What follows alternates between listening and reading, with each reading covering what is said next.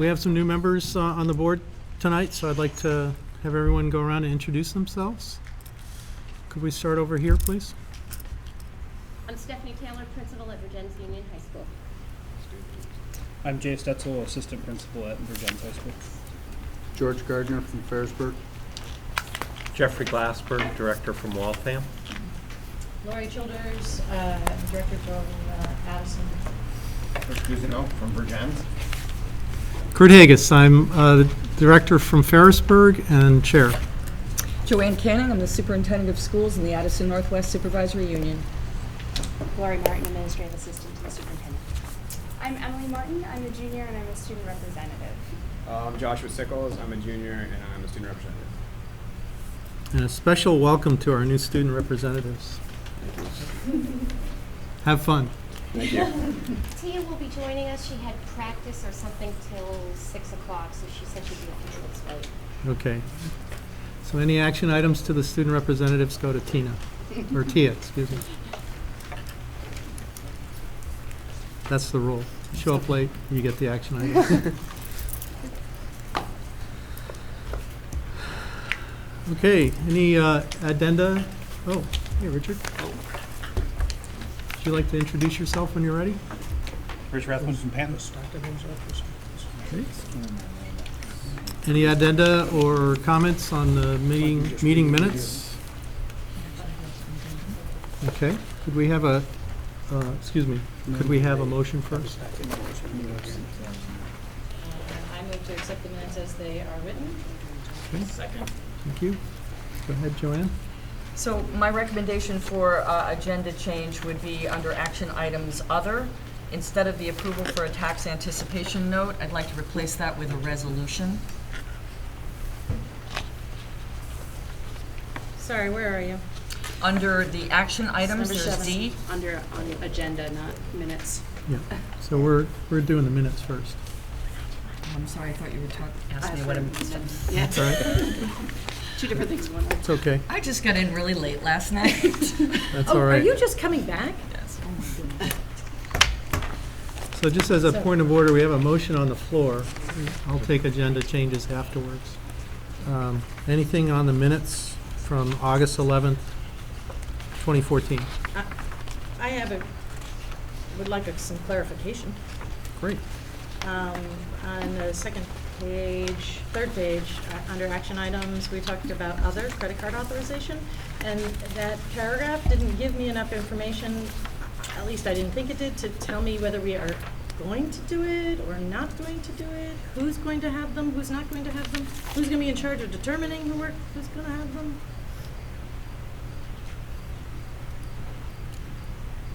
I didn't take the notes. Yeah. If I remember the discussion, the superintendent was going to determine who had them, and basically it was going to be the principals. And it was to remove the checkbooks that they're currently using and replace them with the credit cards, because it gives a better record of what was done. But there's a limit on how much they can put on the card.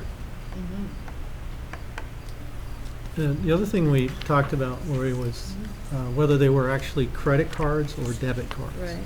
So I feel more comfortable with debit cards, but I guess these are credit cards with a limit of $2,000. The intention being that those, that the credit cards would be used up to $2,000 a month and be paid monthly. That no additional interest would be accrued.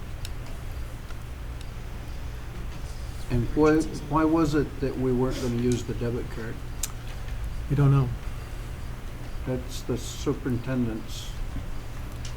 Are you still working on minutes, or are we having this as a discussion item? There was a question for clarification on credit card authorization. So you just had a difficult situation occur with a student who got a routing number off of one of the checks. Having a credit card system for emergencies only would reduce the exposure for the district in situations like that. It is my intent to do away with all checking accounts in the district, because it gives you, it's not doesn't have the checks and balance that we require. Having somebody sign the check, somebody reconciling the check should be two separate people. We don't have that process right now. It would only be used for emergencies only. This is not a regular use situation. There are rare times where if we found, let's say, a deal online that we were going to purchase a piece of equipment or some supplies, that we might have an immediate need. But most things should be able to be managed through the purchase order system. These are, it's not $2,000 a month, it's $2,000 limit, and we'll be monitoring how those credit cards are being used. And as I said, the intent is to do away with the checking account system. And when you say checking accounts, you're talking about the student. I'm talking about checkbooks that are currently being managed. We have 2 to 3 in each of our schools in the supervisory union. And the reason for using a credit card as opposed to a debit card? Liability. Debit, you're liable for everything. Credit card, you're only liable for first 50 if someone else illegally uses it. Okay. Yeah, there's, the transaction type for a debit card is called an ACH or a debit, and there's not as much protection. So if you were to go online and buy supplies and someone were to steal that information and use it somewhere else, the card holder of a debit card is responsible unless they have additional insurance for that. And so who is going to be in charge of reconciliation of the credit card statement? The central office staff.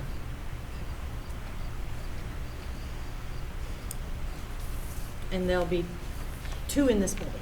There'll be the building principal, 1 in this building. Thank you. Any other questions, Jeff?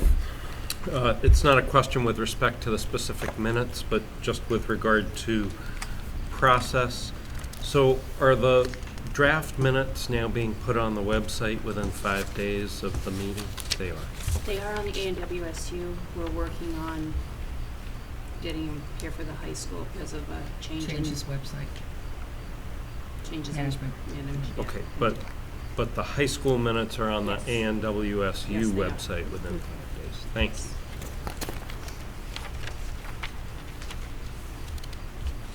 Anything else?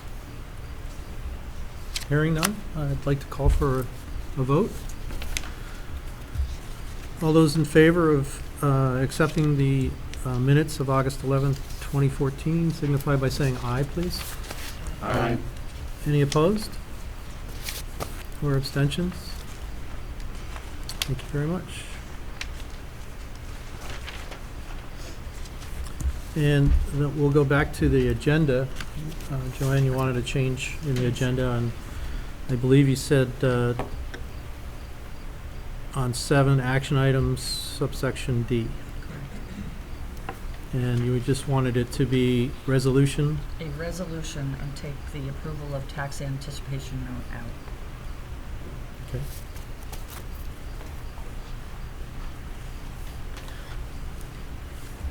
Does anyone have any concerns with changing the agenda?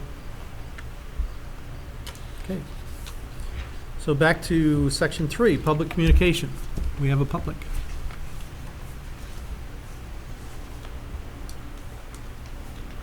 No? Nothing? Okay. Educational presentation, PBGRs are tonight. Stephanie?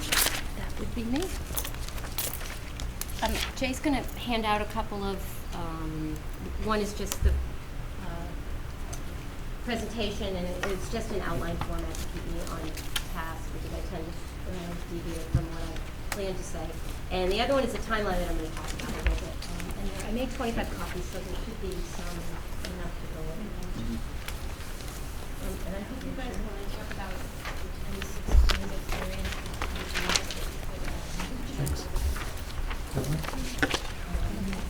So, Okay. in some ways, I'm probably less qualified to give a little talk about performance-based graduation requirements, because as you know, I just started here last year. But one of the reasons I came to VUHS was because of the PPGR process. As a member of the League of Independent Schools in my previous school, I was acquainted with the work that VUHS was doing. And when the opening came up, it was one of the reasons why I wanted to come here. This community had embraced these and took the bold move of implementing them school-wide in a carefully and thoughtfully planned rollout.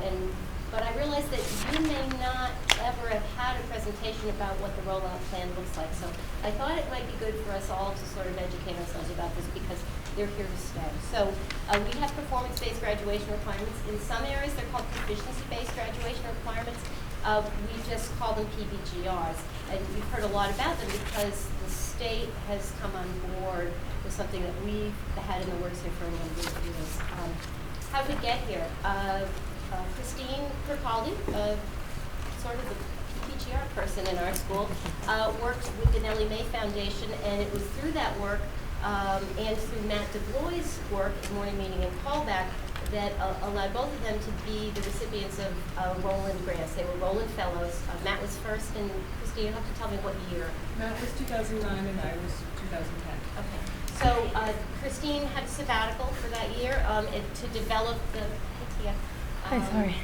PBGR process. So she worked within the school and on her own to research and implement this process. So we've been working on this for a lot longer than the state has. I'm going to take this time to mention that Christine has been nominated for the Larry O'Toole Award, or grant nomination through the Nellie Mae Foundation. I spoke about that in my incidental report. And I've sort of been taken to calling Christine the Rainmaker because this would be, if she wins, this would be the third $100,000 grant you bring to this school over the course of this process. So that's quite an accomplishment. We can talk a little bit about that later. So through the work, Roland and Nellie Mae, we get some money to allow this work to go through. The PPGRs have been implemented in a very thoughtful process. They are going to be graduation requirements in addition to the credits that students must earn, and we can talk about credit earning in a little while. Students are going to have to show proficiency in a set of standards-based areas that we determine are very important, that they need these skills to be successful members of our community beyond high school, and basically career and college ready.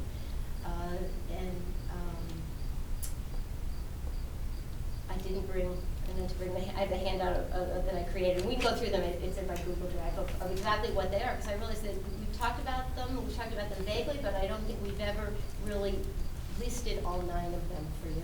Because you can probably say them. Their last presentation. Okay, all right. Yeah.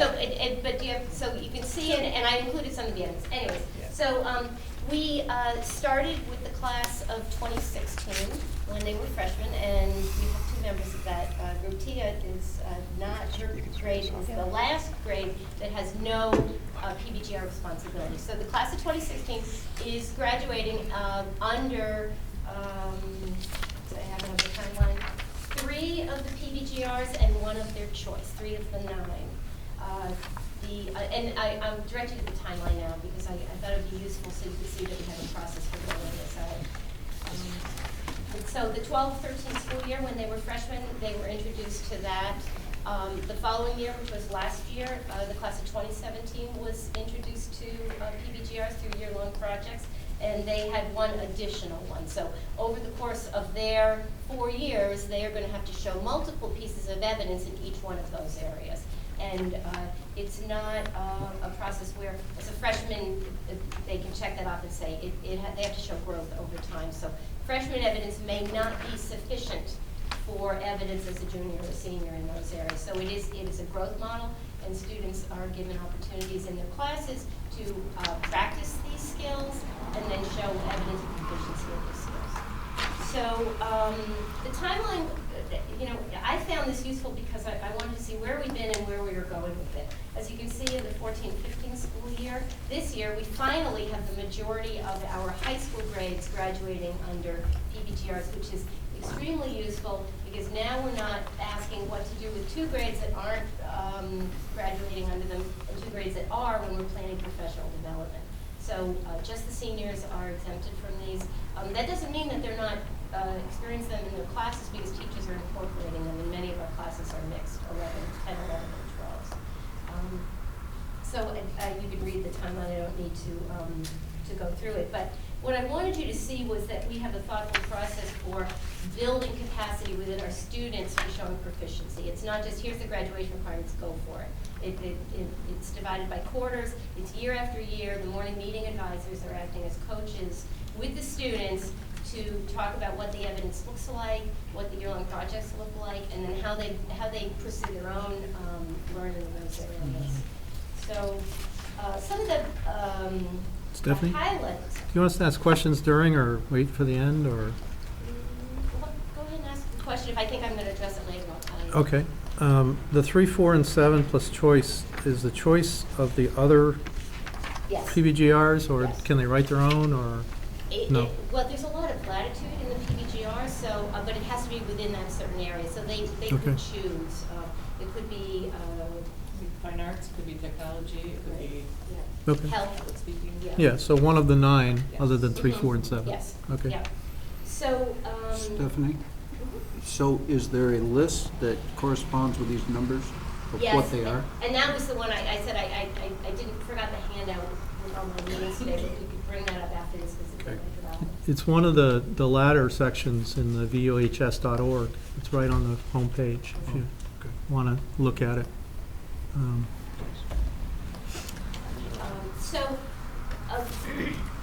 So while we're rolling out these PBGRs, the state has caught up to the work that we've been doing. And we've got full implementation in the 15-16 school year. All 4 high school grades will be graduating under some anywhere from 3 to 6 of the PBGRs. And complete implementation will be with this year's 7th grade. So by the time they're there, they will be the first class to graduate under all 9 of the PBGRs. That coincides with what the state has recently decided through Act 77 and the EQS. They caught up with us basically, and they said every student by 2020, this year's 7th grade class, has to graduate under some sort of proficiency-based graduation requirement. And they also said that while high schools can determine the way they want to assess students, meaning that you can still award credit for class time, the graduation model of the requirements have to be proficiency-based. So you may align that with credit in English, but it has to be, you have to be able to show students have proficiency in those skills under English or math or problem solving. And their definition of the PBGRs are very similar to the 9 that we had identified as many as 6 years ago. Great, thank you. Yeah. So, meanwhile, also, the state, through Act 77 and the Flexible Pathways Bill, the Flexible Pathways has all these elements in it: personalized learning, multiple and flexible pathways, dual enrollment, early college, work-based learning, and virtual and blended learning. And they are giving some money and grants to schools to support that. So that, for instance, they're paying for 2 dual enrollment vouchers right now, and I believe that's going to last for 2 years. After that, we don't know, as schools are going to assume the cost. Early college, a student can take their senior year of high school in any of the Vermont State College system and have it count towards high school and college credit. We're working on multiple and flexible pathways here, as all schools are, given the constraints of transportation and having students required to be in the building in seat time, because we're still aligned with the Carnegie unit right now, and personalized learning, which brings me to this educational quality standard. It went into effect in April 2014. It's aligned with Act 77. We're measuring student proficiency, but we must start implementing personal learning plans for all students, which coincidentally aligns with our PBGR1, which we call self-efficacy or self-awareness. And we've incorporated the requirements of PLPs into our PBGR1. So in addition to the timeline that you see, starting at the end of this year and by November of 2015, every single student will be satisfying the requirements of PLP through PBGR1. So we've essentially added one of the PBGRs to all students to meet this requirement. And the state has rolled that out, and their expectation is that by November of 2015, 7th grade and 9th grade will be doing PLPs. But and every student who wants to participate in dual enrollment or early college. So we figured that's probably about half of our school population. We didn't want to get into a situation where we're doing professional development for half of our teachers and not the other half, and having activities planned for half of our students and not the other half. So we decided to commit to all students doing PLPs by November of 2015. And we're doing that through our morning meeting system. Morning meeting advisors will act as coaches for this, just as they are for the PBGRs in general. Which brings us to the Next Gen grant. This, last year, we committed, and at least Kurt and other members of the board signed a letter saying that we would commit the school to pursuing the Next Gen grant. 5 of us went to the Next Gen League of Innovative Schools summer workshop, where we started to prepare a very aggressive grant proposal that was due on September 5th. We submitted it on September 5th, and it looks like we're in line to be considered for this grant. Now, the grant doesn't necessarily have money attached to it, but what it does have is coaching. It's 30 months of weekly coaching in the school to help move this initiative forward. So we have someone from the New England Great Schools Partnership, which is NESS, part of NESSC, or NESSC is part of Great Schools Partnership. And they will support us if we are recipients of the grant. To do that, we had to commit to a few things. And one is that the PLP, implementing the PLPs by November 2015. And we thought that we could do that because we had already had our PBGR1 so well established that it was already in the works. The students had to reflect on their own learning, the kind of learner that they are, and goal setting. That was already there, so it meshed very nicely. This might be a good time to take questions because before I get into the next part. So, if I understand correctly, personalized learning plans are being developed as part of morning meeting. Well, yes, it's that group, that cohort, so the morning meeting advisor and those 10 or 12 students in the morning meeting will be working together around personal learning, yes, PLPs. Okay. But it's through, we're calling it PBGR1. Okay. And so that means staff members have all been trained to be able to provide that service? That's what we'll be doing this year. So working with our teachers, the state has developed some templates for required elements in that. We had many of those. The Next Gen partnership would also help us with that because they do that. But yes, the professional development that we'll be doing with our teachers will allow them to help students develop those templates. And is it anticipated that it takes a semester, it takes the whole school year in 7th and 9th grades to develop that plan, or how does that time of morning meeting work in other grades or for the balance of the year? How much of it is taken up with this? That's a good question. Some of it we don't know. I assume we're going to have extended morning meetings at times. We have half-day release times where often for district in service, where the morning it looks different than our regular schedule. A lot of times we have extended morning meetings in there, so that we may utilize that time to do that. Another piece is the callback system. That's one of the reasons that we have that built in, so that there's dedicated time in the day to consult with our students. Also remembering that a personalized learning plan involves the family as well.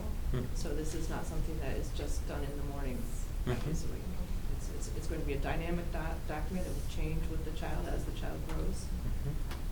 We did get some funding through the Agency of Education in the spring to help us start to figure out what that PLP process would be.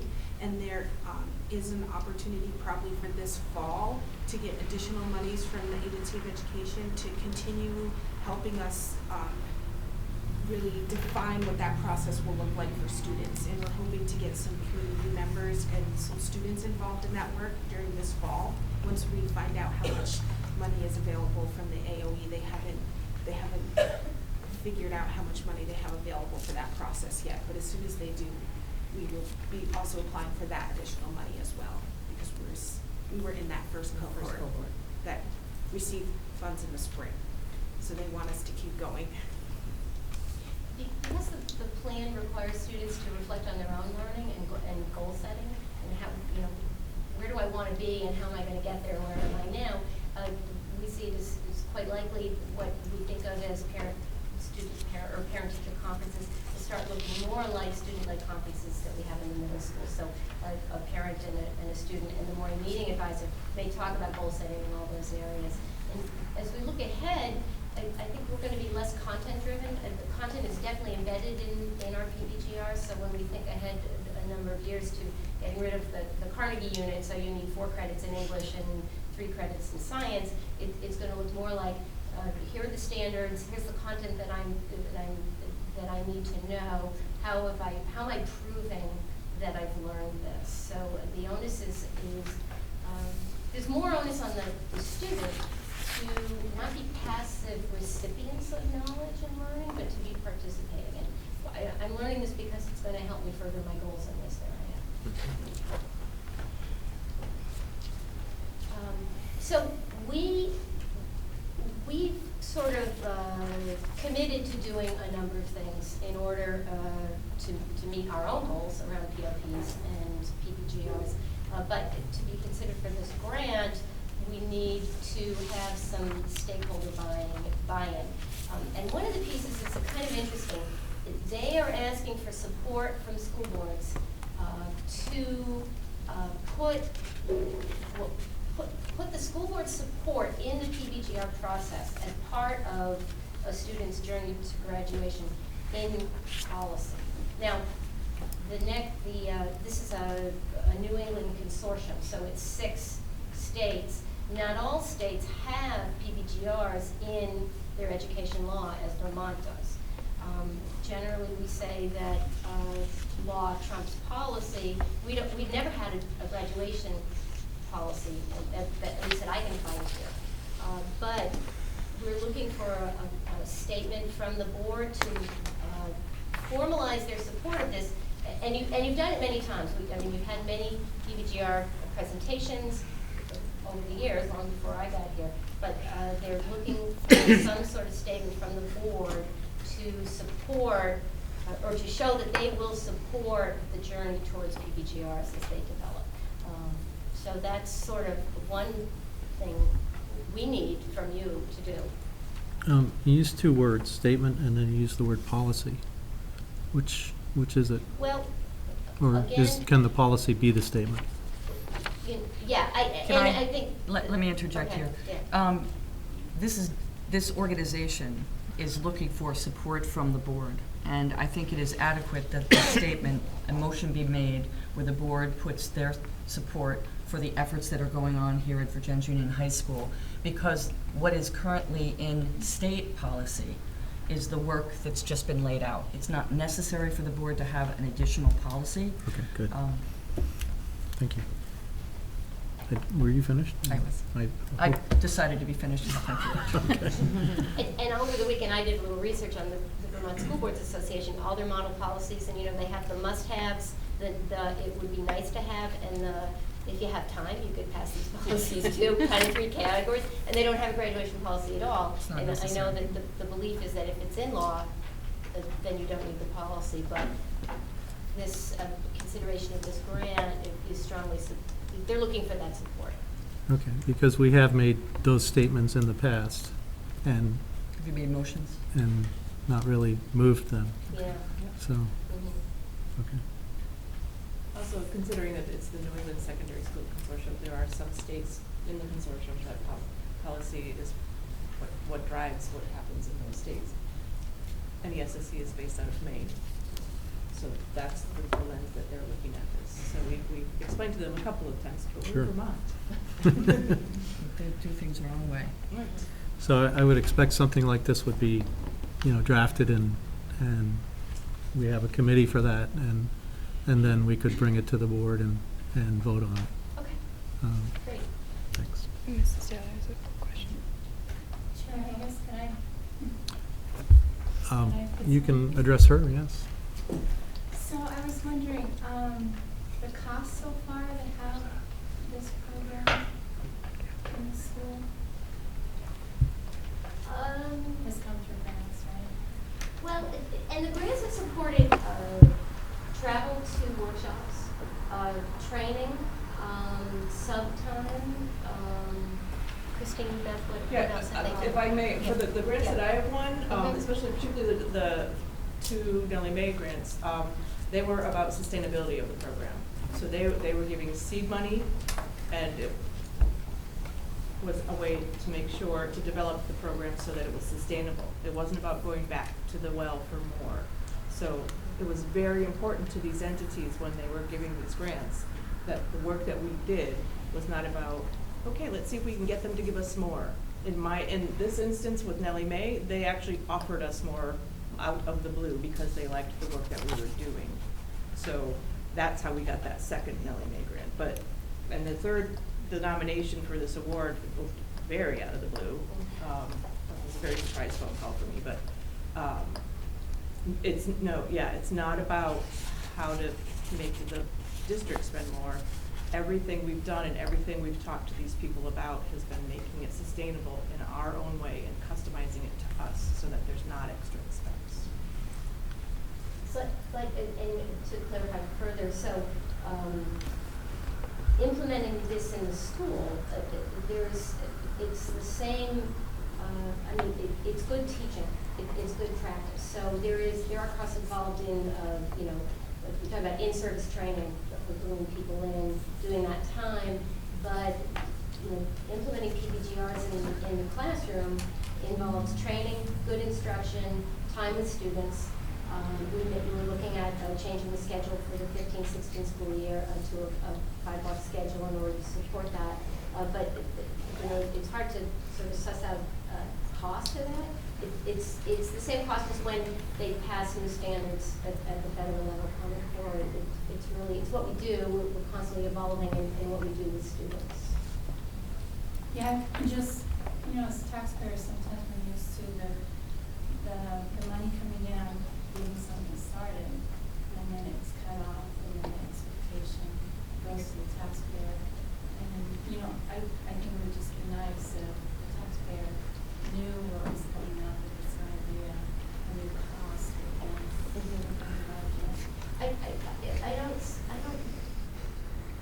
I'm finding how we could identify. I don't think there's a cost. It's asking our teachers to commit to good instructional practices, thinking about how they're doing, but most importantly, it's asking students to take responsibility for their own learning.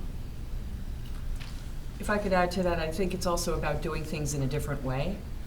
We're going to be really careful about the type of grants that we bring in. We're not going to necessarily use grants to be seed money that we then therefore need to pick up in terms of cost. That's not good practice right now where we're at. But we can use grant money to provide the professional development and to shore up the things that are going on here, and for us to be throwing out, old practices and starting on some new ventures. It's kind of like a planned abandonment approach rather than heading in a whole new direction. So that's why I really like this grant, the coaching, the professional development, the focus on sustainability, working more in a personalized way with students. We don't need more money to do that. We need to do things in a different way. And through our morning meeting structure, we had the infrastructure already It's not like we're creating these cohorts of students and teachers and aligning them. That's been the practice here for a long time. So it does sort of like focus, and it adds to that responsibility, but it's always been a coaching model. Any other questions?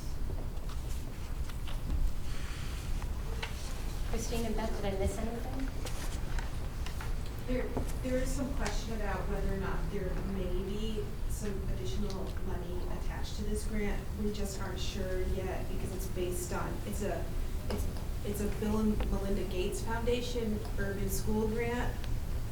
So that the New England Consortium received, and so there's some question about how we can show whether or not we have 50% or more free and reduced lunch students, because that's where the Bill and Melinda Gates money, that's where they like to focus their money. So we are working with central office to figure out ways that we can understand the different ways that we can the formulas that if we can figure out whether or not we can qualify for money on top of the coaching. So, but we have till December to figure that out. You know, and I think if there's something to take home from this, it's that we are implementing PPGRs in a careful, thoughtful way with students, in a way that we can build capacity in students to do that, but also that we had these pieces in place before the grant came on board and before the state came on board, because we believed that it was the way we need to start educating students. So grant or no grant, we are still going to be doing our version of PLPs, but it would be nice to have the coaching because it's going to help us move this forward that much quicker. Stephanie, do you have a deadline that you need the board to submit their statement? I don't think it's a deadline. It's just even evidence of a conversation in a board meeting. But again, it's they're looking for requirements that need across many states, and we made that point at the summer meeting that it's unnecessary in Vermont. So before we leave this subject, I want to recognize Christine for being honored with this potential award. It's a national recognition, and the board should be looking at your emails in the next couple of days, because part of the process of nomination will require a voting for Christine as a final candidate. So we're going to be asking you and your family and your friends to consider getting on the website and voting for Christine, so that she becomes the finalist and the selected person. And brush off your Twitter accounts and your Facebook postings, because it's one of those sort of social media things too. So. Are you using Shazam too, or no? We could. Yeah. Whatever it takes. Any final questions? Thanks, Stephanie. How many of the board members have Twitter accounts? Wow. Really? Yeah.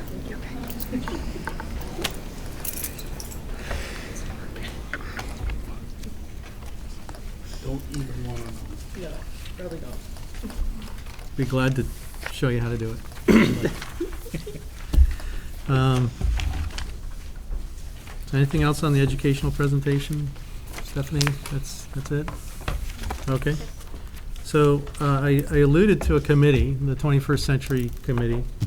I think it's forming, but I'm not sure if it has any momentum yet. So do you know? We're not on that list. Yeah. But we should be, I suppose. Okay. Yeah. Just a, My expectation would be that would be a place for the statement to be drafted and formed and discussed, and then come to the board with a draft that we can implement.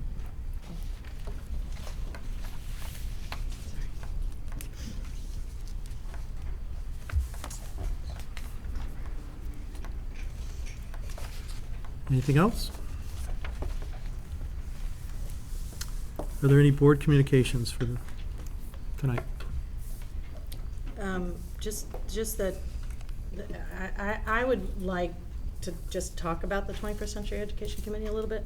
Okay, Would that be under action items? could we do that Or in the in the discussion reports? items? Yeah. Discussion items? Discussion items, Yeah, okay. Since it's not on the agenda. Discussion Jeff?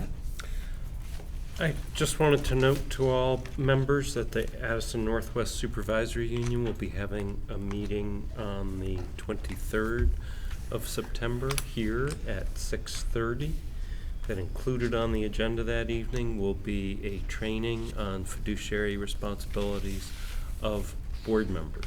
So all board members, even if you don't serve on the supervisory union board, are invited and encouraged to attend.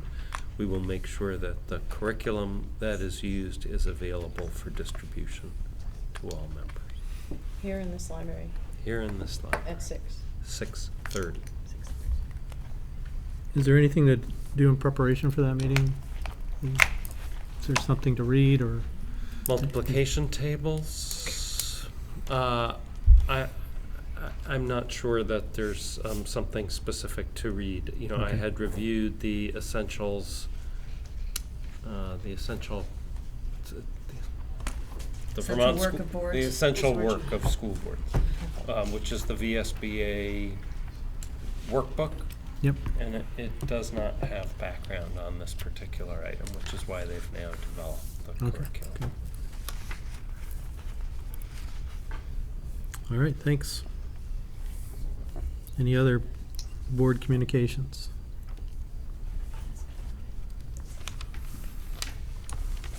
Okay, Joanne? Superintendent's report as delivered. I would be happy to answer any questions, but I was not planning on regurgitating the written text. That's good. Jeff? At the last school board meeting, and the minutes reference that the FY 2012 audit had been completed for the high school. Do we have a copy of that yet? I'm sure that we do in the central office. They were working on the FY 13 audit, but I'm not aware that that's still outstanding, so I could find a copy of that.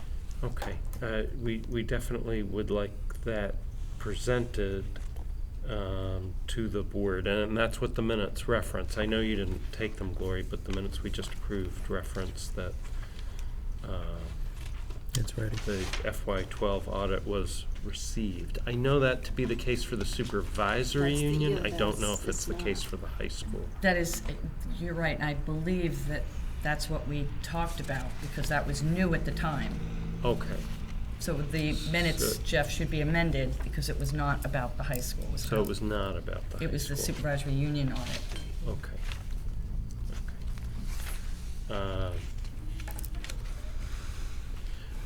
So let me jump to the end, which is the related questions. That's FY 12. We understand 13 is being worked on.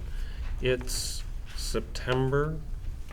We had a forecast of where FY 14, which ended on June 30th, we had a forecast of where that was going to end. We'll be beginning work on budget development for FY 16. Will we have the benefit of the work of our auditors to assist us? The FY 14 budget, that is the plan. We have the auditors scheduled to be working on that the last week in September.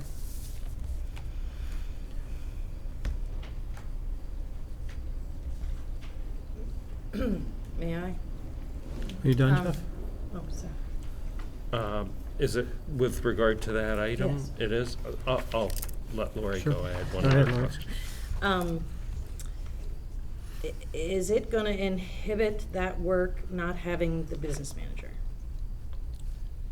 It certainly, an experienced business manager with what is currently going on in the office, that would be the best scenario. But I have, right now, I've got an interim business manager. I've got some experienced staff, and I've just contracted with Donna Cochran to come in and to lead up the process for both the FY13 audit, which I've been told is very close to being completed, as well as heading up the process for audit for FY14.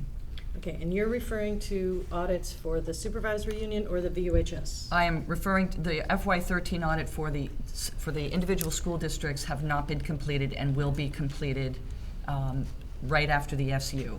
And I've been told that the school audits are very close to being completed. I think they were waiting for some food service information to complete that process. But A&W first for FY13, and then very shortly after that, the individual schools will be completed. 14. No, 13. 13. Okay, but what, starting at the end of September is for 14? Is for 14. That's what I was asking. Yes. And that will be SU starting first, then the schools? Correct.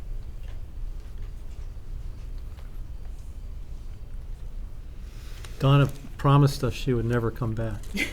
So whoever got her to come back, She thank knows you. me. Thank you very much. Jeff? I'm all set, thank you. Okay. Anyone else? Okay, principals. Principal's report is as submitted as well. Stephanie will answer any questions, but at this point, I think she did a nice job. Okay. Jeff? So, couple of items. Stephanie, you note that we have 3 students taking advantage of dual enrollment opportunities. Yes. Is there a cost to the high school associated with that? No, the state gave us vouchers to use that. Students may use 2, one in their junior year and one in the senior year, but there's some flexibility in that also. If they could use both in 1 year, I think, if they make a compelling argument. Okay, so at this point, no cost to the school. If there were more than 3 students, if there were 10 students, would there be? The state said that they would support it unlimited. for 2 years and possibly in the future. So we also, and I'm going to need a little help from the audience here. We offered 2 classes last year that were considered. Nancy Ambrose offered statistics and someone else. Michael Thomas. Okay, so we offered classes that counted for, students could take it for college credit. Here, they acted as sort of adjunct professors through CCV, right? Yes. Yes. And again, this year, right? Yes, I don't think your number was right, but we're still in the work. I think these are students that are taking classes outside the building. Okay. So they're going somewhere to take them. The other thing you should know, Jeff, is every senior that finished at Hannaford Career Center last year finished with college credit Wow. at no cost to us or, their respective school system. Great. Every senior? Every senior that finished. Yeah. Yep. If a student is taking the class, like Nancy's statistics class for credit, there's no cost. They're not employing the voucher system for that class at that point. It's if they go to CCV or any of the other schools that are participating. They are using the voucher if they are getting CCD. Oh, okay, I stand corrected. Thank you. That's what we're in the works Mhm. of doing right now. It should be done by the end of this week, and I believe I have all but one kid taking it as CCB credit. Good to know. Second, I just wanted to That's note, page of mine. it appears that we've netted 5 students through the process of both school choice and students selecting to tuition in to the school. And I note that so that as we think about the future and we think about school choice, this is me being philosophical, of the ability of this school to compete for enrollment and students is a strategy that we may want to consider. And I think we netted 3 students. 10 came in, well, if you Yeah. count the 2 tuition Right, students. that's yes. 5. Yeah. Yeah. Yeah, but that's not, school. That's people choosing to pay tuition to come here. My point is, it's a positive sign. There are more students choosing to come to VUHS. yeah, and if the money would follow everybody, obviously we'd have even more. Right, those two missed the school choice deadline, so in order to participate in the program they wanted to here, they had to pay tuition. So. And we should, look into how to get, payment for the AFS students too, that two board members are bringing in, so. I have two things, if anybody else. One is, I just want to note that the two students that we're tuitioning in are Walden students. Yes. Right? That the Walden program took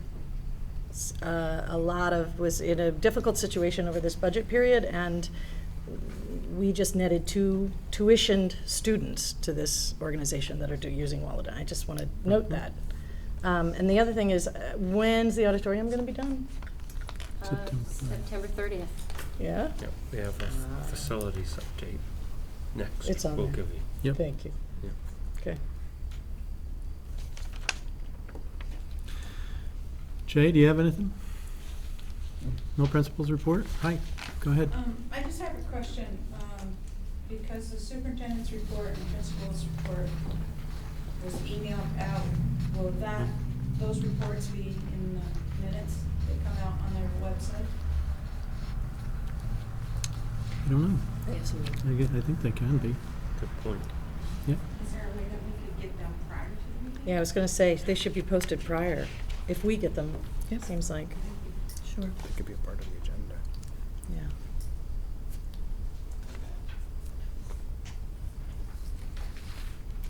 Anything else for principals? All set? Facilities update, Jeff or Stephanie. Do you want to go? I gotta tell you, this has been a great project. Just from managing the building, just managing a school in session with construction still going on. I said it in my report, they have been incredibly sensitive to the needs of a school in session, which is quite different than what they experienced all summer long. And they're practically invisible. I mean, they're still working, but there's been no disruption whatsoever to us since we've gotten into session. So, and the project went very smoothly. We're a couple of little odds and ends in the kitchen. We're done in the kitchen. It was open for business on the first day of school, and the auditorium is on target to be completed too. Scaffolding comes down on the 15th. I haven't checked it in the last couple of days, but it's looking good in there, and we're hitting our targets in there too. And then, the fire emergency system is operational. It does what I needed to do now. There's still some training, and they can't complete it because part of it is in the auditorium, but that's on target too. So, yeah, knock on wood, it's going very, very well. That's great. I'll just mention a couple of things. There will be some specific staff trainings with respect to kitchen equipment. Thereafter, there needs to be a discussion among administration about policies to put into effect with regard to use of the kitchen. Okay. Thinking ahead about breakfast with Santa, how are folks going to be trained to be able to use equipment for everything we've just put in place? So, did you say the kitchen or the kitchen and the cafeteria? Kitchen. Just the kitchen? Yes. Okay. Yeah. There will be, there's been some training on the fire alarm already? Enough so that, I know how to pull an alarm if we need to, if there's an emergency. I also know how to pull a drill. But the specific training is, they're waiting for the auditorium to be done. I think they're programming the zones so we can talk to different zones. So that not all of the training has been completed. There are a couple of emails I received today about scheduling that, but I haven't had a chance to respond. And then we'll be having a specific training with regard to electrical and lighting for the auditorium with a range of appropriate staff and administration with respect to that. Will also be same thing in the auditorium. coming up with some procedures and a manual so that we can track access to the dimming board and who's moving lights where, so we know on the day it's turned over what's live, and then those things can be moved around. That's some of the flexibility that we've built into the system, but we want to have a method by which we're tracking how it's being used so we know where it's left after, for instance, the musical is done.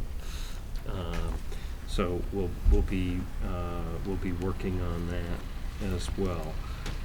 We received a very detailed punch list from our electrical and mechanical engineers who did what was called an above the ceiling review. So they were in the auditorium before the staging comes down, so while there's access, and I was heartened by getting 3 pages of fairly detailed notes.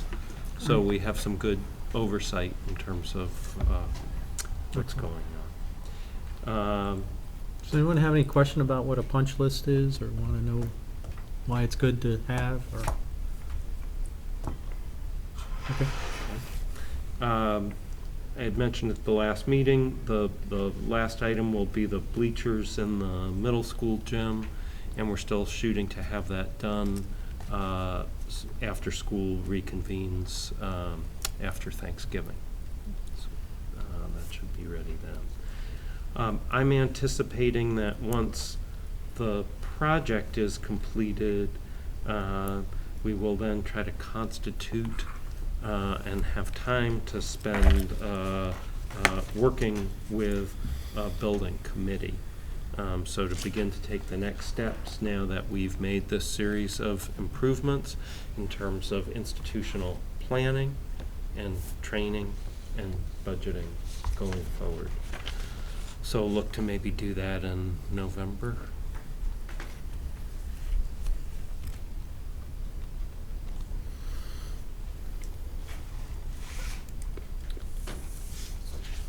I have a question. Yep. How are we doing for the budget? We're okay. Yeah. It's, we're going to squeak in. Yeah? Okay. That's good news. Yeah. And then as you mentioned that we should adopt a policy for kitchen use. I just don't want that we spent a lot of money in there, and it's really important that, and we want the community to use. Yep. Absolutely, we want the community to use this building. Mm-hmm. So I guess I want to just state, or I want to ask, are you in charge of drafting that policy? Are we going to ask Stephanie and Jay to draft the policy? Are we going to ask the kitchen people to draft? So I'll answer the first 2 questions. The answer to the first one is heck no, and the answer to the second one is yes. All right, sounds good. I think the answer to the third question is heck no. I don't know about that. Now ask us. Yes. And are you going to draft this policy for the board to adopt? I think less policy and more procedures for its use, and making it available, but preserving, the considerable amount of money that we put into this. I think we should make it available, but we also have to protect the resource, and provide for the hidden costs inherent in a large group using the school. That it's hard to calculate the cost of additional toilet paper, for instance, or whatever it is, custodial fees to clean up, that sort of thing. And I think we just need to start thinking about that. Make it available, but not by incurring additional cost to the taxpayer. And policy truly is the work of the board. It's not the work of the administration. We were thinking more broadly about the types of activities that could occur here, and the board really needs to give direction about that, because if this does become a highly used, which you want it to be a community center, high use, but as Stephanie mentioned, it does come with a cost, and we may think about a sliding fee structure for that to happen. But for that, we're going to need board policy so that you can set those parameters. There are some examples out there that I could bring to the board. I think we need to start to talk about that, and I'd be happy to draft something. And would that maybe be something for the facilities committee to work on and then bring to the board, or is there is a facilities Not committee? yet. Not yet, but it sounds Yeah. like there's, We will become active as soon as we can get the project done. That would be my Only so expectation. much time. So we need to constitute community involvement in that Yeah. and such, and a charge. okay. And finally, we talked about it at the last meeting. It's on our weekly meeting minutes for the project meetings themselves, but we do want to have an open house at some point and really leaving that to administration in terms of showing off when we're ready. And I think the auditorium is going to be noticeably different. It will be a real highlight. Stephanie conveniently left the meeting where the colors were chosen, so we'll bear no responsibility, but I think you're gonna like it. Yeah, I think it's gonna be very beautiful. So sometime between September 30th and when is the musical dates? There's a parent-teacher conference night sometime in October. I don't have the date right now, but we were thinking, that, we won't have the bleachers, the gym won't be done, but the cafeteria will be, and the auditorium will be done. And that might be combined with a night where we have a lot of parents in the building anyways, and sort of host an open house session for that. Okay. Yeah, ribbon cutting or something. But when's the musical? Is that in November? It's November, yeah, 7 and 8, I think, something like that. And the conferences, I believe, are October 10th. Okay, Check that. it's a good target. Both the kitchen and the lighting process on the stage are things that require someone that has good working knowledge of the equipment to be present whenever it is being used by someone else. So we need to require that person, whoever it may be present, and that the cost of having them there should be in that fee structure so that we aren't picking it up. Someone else is using the equipment, but we're protecting it, and they're paying for that protection. Yeah, I think that all can be drafted in the direction that we're going to give the school. One last. Yep. How do the kitchen, not kitchen people, food service people, how are they liking the kitchen? Lynn, you want to talk about that? They have big smiles on their faces. I think overall it's been great. They could have probably had 3 more weeks of moving time and adjustment before school started, but they managed wonderfully, and they're trying to work the kids out. And, Yeah. It's wonderful. That's great. We're actually using non-disposable dishes. We have these blue melamine dishes that they're just most of the meals are being served on these, and then they're run through the dishwasher. So we used to it was paper, paper plates that we were using for all of our food service. So That's awesome. yeah, Cool. we're thinking about buying silverware. Okey-doke. Oh, no, I'm sorry. Yeah. Do we have a water jug container? Coming. Yeah? No, It was the cut water- out of the original and. No, but the water fountain is, today's the 8th, I think it was gonna be delivered today. I don't, we'll hear about it on Thursday, but it's gonna be installed, and it is a water bottle refill Yeah, station. So. awesome. Did you mention student? Can I just ask a quick question? Yep. Regarding usage of the new facilities, would you also talk about the usage of the auditorium? I'm sort of coming from using that auditorium for the Ferrisburg Central School production, and just asking you to kind of consider how that's all going to work. Oh, I mean, I And think. you guys were talking about a kitchen, I just want to make sure the auditorium. Yeah.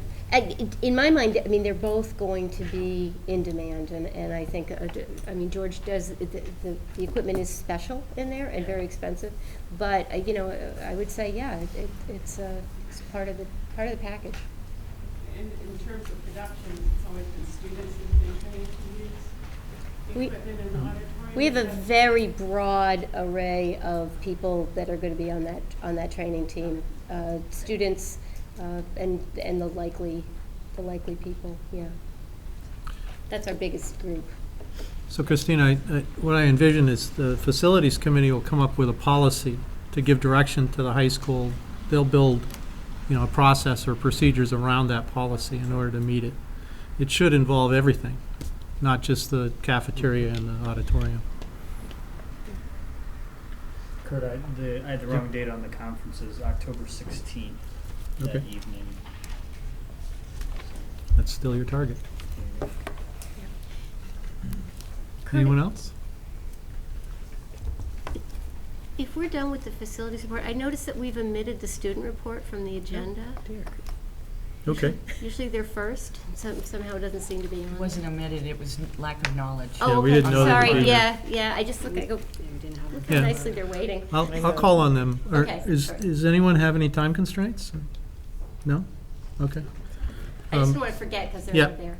I was planning on doing it in the discussion Okay. section. Anything else, Jeff or Stephanie, for facilities? Hanover Career Center, would anyone like to volunteer for that position? I understand you're doing a tremendous job as our representative, Kurt. Thank you. I appreciate that, and thank you for the comment, but I've been doing a bit of thinking about this, and I either need to make it more attractive or assign someone to it. So I'm looking at my board members saying that I think I've made a good commitment of doing this for 2 years. There are other things that I would like to concentrate on, and a good board always, tries to spread out the responsibilities. So for those of you who don't have any responsibilities, if you could think about this as a possibility, I would appreciate it. Can I ask what that entails? Yes, it's a 1 monthly meeting, and I was on one committee for about 6 months, and it just means that you travel to the Hanover Career Center on Wednesday, the second Wednesday of the month, and the meeting is from 5 o'clock to 6:30, and the meetings do not go late. They basically, there's one member who is in charge of making sure that the agenda is followed, and then makes comments on it at the end. Because the Hanover Career Center is policy governance. It's run by policy governance. That method, or that is a little bit different than what we're used to here. So if you would consider it, I'd appreciate it. Well, I definitely would be interested in doing that, since I Okay. have nothing else. Okay, thank you, Richard. There are open houses on Thursday. On Yep. Thursday. Yep. This Thursday. And I'll talk to you after, Richard, about Excellent. How to make the transition. Okay. I don't expect you to just pick it up and I'm not going to Thanks. drop it That's on good. you. Good, Okay? thank you. So let's talk about a transition. All right, sounds good. Thank you. Great. Well, I was going to try to incent you all with money, but I guess I don't have to. Now he tells us. Now he's, He's lying. Sounds good in a way. He did. So the report on the Hanover Career Center, we did not have a meeting in August, although I went to the building. August is a time for the Hanover Center to refresh and recoup from the school year, and a lot of maintenance was done on the building. If you've never seen the two Hanover Career Center buildings, I would suggest that you drop in at your leisure.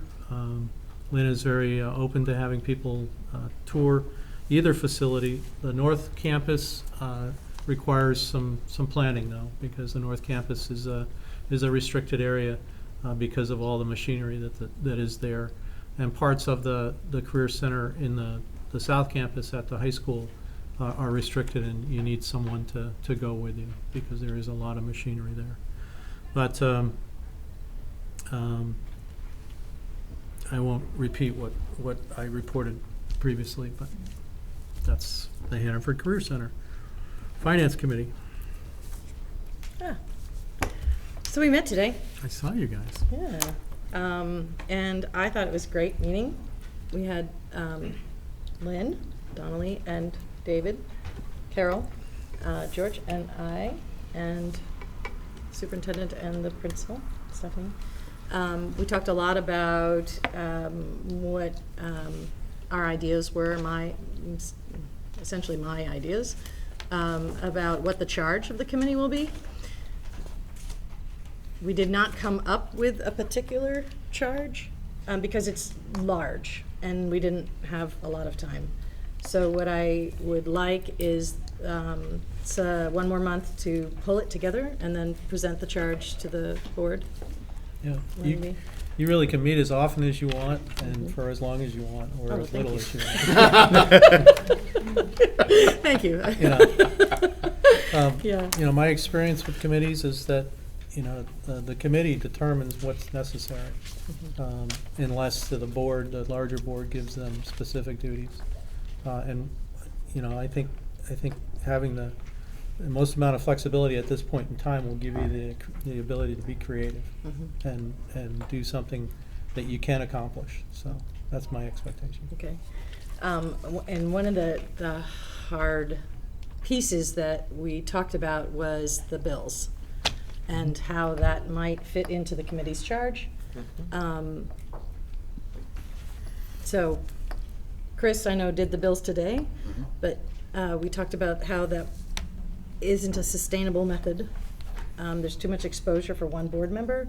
That's only one set of eyes, et cetera, et cetera. And I think the Finance Committee is the place that should be happening.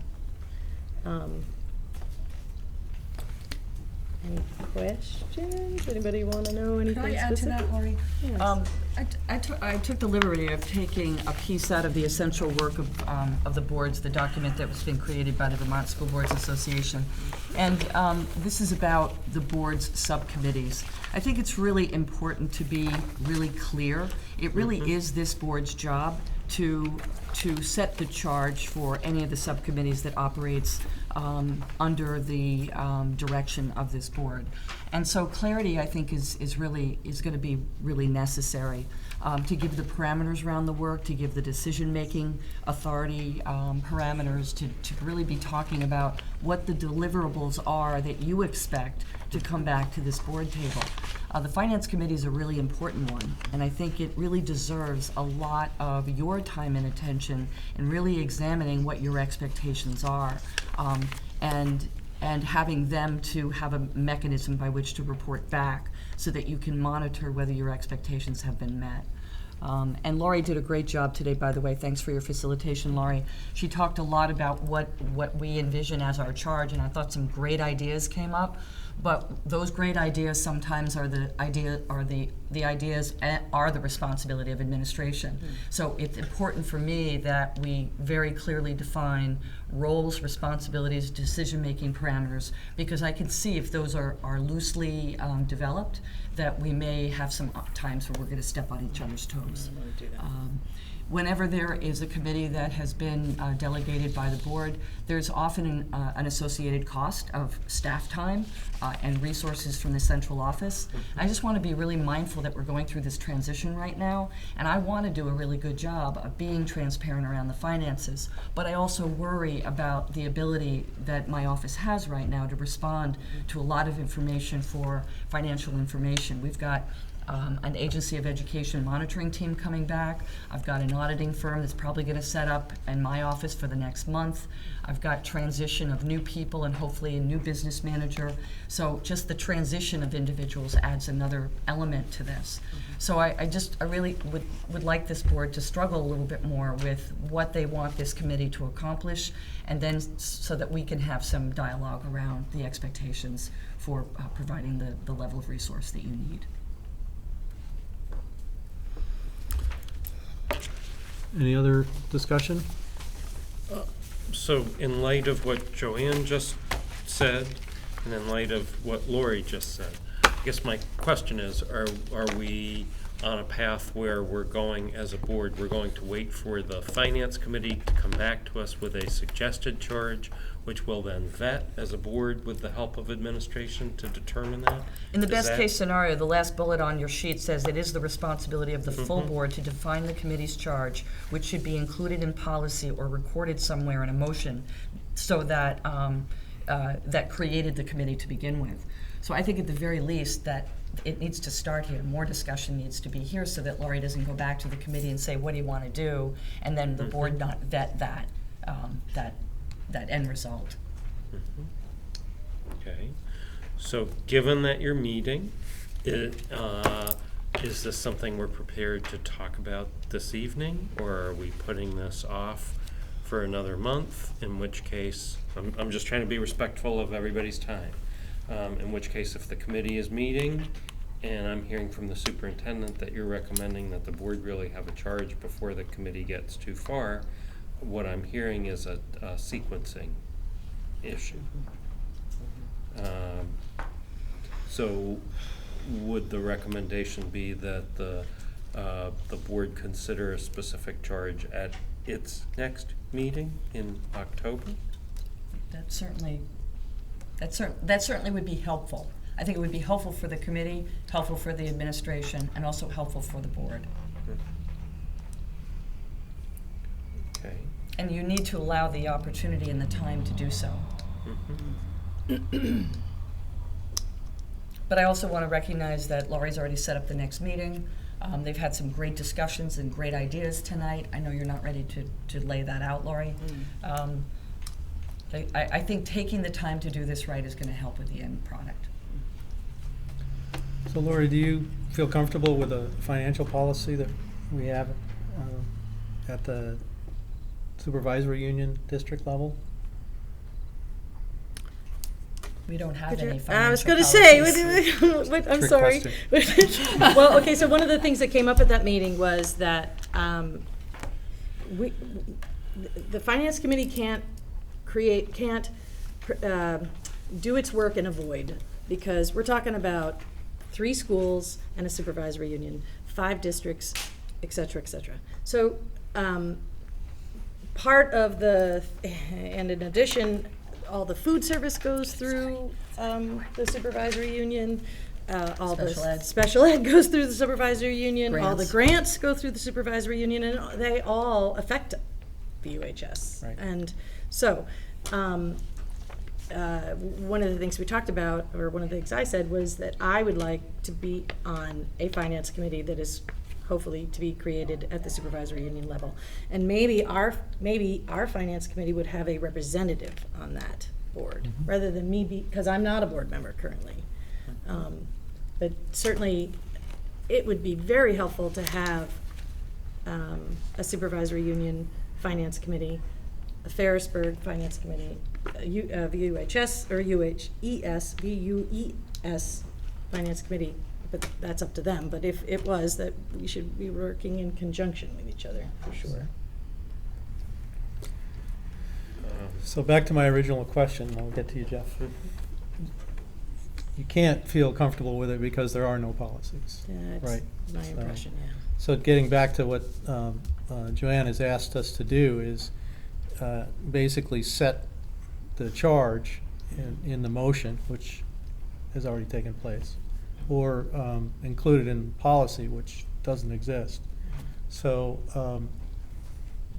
how would do you have any ideas about how we could accelerate that so that you could get something done? Or are we waiting until October again? Do we want to set, hang on, do we want to set another meeting just to do this? It would have to be a special meeting between now and October. I hate to do that, but I mean. So why don't you think about it? Okay, let me back up a little bit. And I respect Joanne's opinion a great deal. And I think it's really important that this board understands what the finance committee's charge is. Absolutely. I think the supervisory union needs to understand what this committee's charge is and its interaction with whatever the supervisory union goes with. And I've done a lot of work to pull together a charge, and I think there's no reason to walk away from that. I think there's a good reason to start with that base, and let it be vetted at the board level. We had good community feedback. Joanne had good community feedback, or good feedback. Stephanie had good feedback. So I think we have a starting place. Okay. If we were going to do a special meeting, maybe we could get it done in an hour. If I may, Kurt? Yep. I think that the basis of a charge was presented tonight in the committee meeting. There were some thoughts about some revisions. Those are going to be addressed at the meeting next month. I think that we have a reasonable chance of coming to the full board with a proposal at that point in time. The board then can consider that, either vet it and approve it, or make changes to it before they make their motion. I think that rather than having us working on that charge and the whole board working on it at the same time, I think you end up just duplicating efforts and end up at some cross purposes. I think the board would be better off to take the committee work as a base, and then you can do what you want with it. You can add, delete, change, but then you have something there that you can make as a basis for your motion. Does that make sense? Yeah, there's really no, the only separation of what you did today and what the board would do in a special meeting is that 2 of you were in that meeting and the other 5 of us were not. Mm-hmm. So we could certainly prosper from your experience today. And so what I'm trying to work out in our minds is it worth doing it like 2 weeks from now rather than 1 month from now? Any other opinions? The only thing is that we've got more work to do before we feel that it's ready to bring to you. So if you're going to go 2 weeks, then the 2 weeks should be another finance meeting and then have it more refined to bring to you at the next regular board meeting. Does that make more sense? How about other board members? How do you feel? It makes sense on what you're saying, George. I agree with it. Why reinvent the wheel? But as Joanne brought in front of us, it's more, I think it's, now correct me, I'm pretty much of a layman here. It is our job as a board, all the board, for the purpose of this committee. Just the first bullet point here. Well, remember, this is. I know this is just an idea. Okay. I'm just saying. Okay, well, and then you answer my question then. If that's how you people feel that way, then it's fine. I didn't know. It sounded to me, and once again, it's just my take on it, that Joanne seemed to be very, very vested in these things. And I want to be sensitive to that.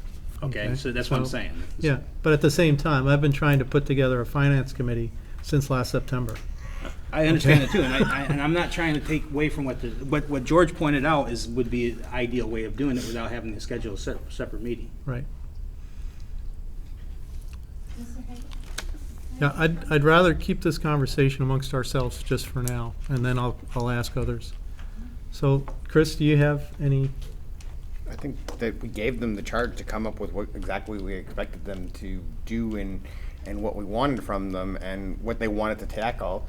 And they're asking, at least it seems like from some of the members, they're asking for us to take it up at the next board meeting because they feel like at that point they can confidently come to us with something that they can stand behind and say, here, this is what we've worked on, this is what we want. And then we could do what we want at that point. And that seems to make sense for me. Okay. Does anyone else have any opinions? Carol? Well, I was wondering if the board might consider a charge tonight, being what is the responsibility of the board already, and that is getting together as a finance committee, looking at the bills, and maybe they can start there where everybody's comfortable, and then you can add to that charge as you begin to have a conversation in the full board. But at least it would allow the finance committee to get started on probably one of the most, I think, essential pieces, and that is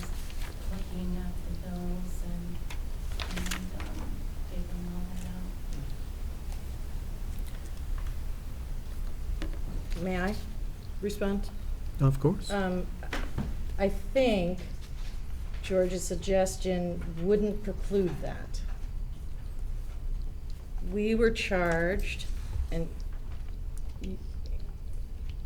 we were charged with creating the charge. That was the way it was set up. So that's what we worked on, and I think we came up with some really good ideas, which included looking at the bills. Right now, as it is, the intent of the committee is to review the bills at the next meeting, as well as boil down the charge that we discussed, and then use that as a presentation to the board. So I'm not sure we need to do it piecemeal, is what I was thinking. So, Because certainly it is our intention to do the bills currently, yes. if I could summarize, it sounds like the committee will meet again in the next 2 weeks in coordination with the superintendent and the principals to assess what are administrative responsibilities and what may be properly committee responsibilities, and have a proposal for us at our October meeting to review. You're almost right. That's what I'm hearing. You're almost right. I see that there's a duplication of roles then at that point, because if their objective is to review the bills, and you already have me in doing that process, at this point, does that mean that without some approval, they would start taking responsibility for something that we haven't given them any authority to do yet? So could we at least formalize the fact that that's the group that's going to be, even if I go to that meeting and am participating in it as well, that's where it's going to take place? Or you see how it's a conflict of different responsibilities that have already been sort of delegated, but we haven't given them the authority to do that yet, so now we're asking the staff at the I'm administration suggesting that the twice as much. committee has no authority until the board acts in October, period. Right, so then them taking over that wouldn't be. They're not taking it over. They could review, until they could look at it all they want, right, okay. Right, it's just, I mean, exactly, and the way I gather it is that the committee is include that in their purpose, but not actually do that until they have given authority by us to do so. Right, I mean, any board member could walk in and ask to see them, so it wouldn't be Right. something unusual, yeah. Okay. Let me just say to the entire board was that one of the things that Joanne brought up, I think it was you that brought up that the responsibility of Chris to go through all these bills is a lot, and he has some exposure. And I guess I wanted to just say that out loud to the rest of the board.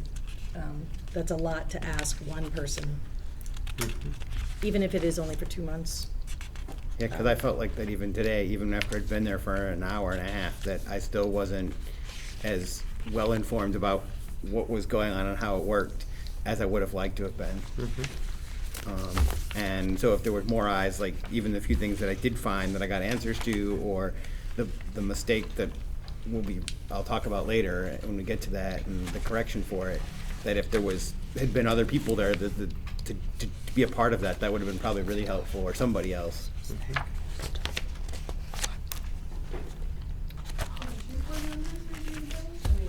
I'm sorry, Christina? Well, I'm sorry, go ahead. My thought is that the committee will review the board, if they so choose to take on that responsibility.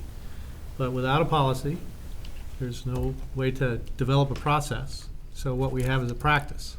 So the general practice has been that one board member would review the bills before the board meeting.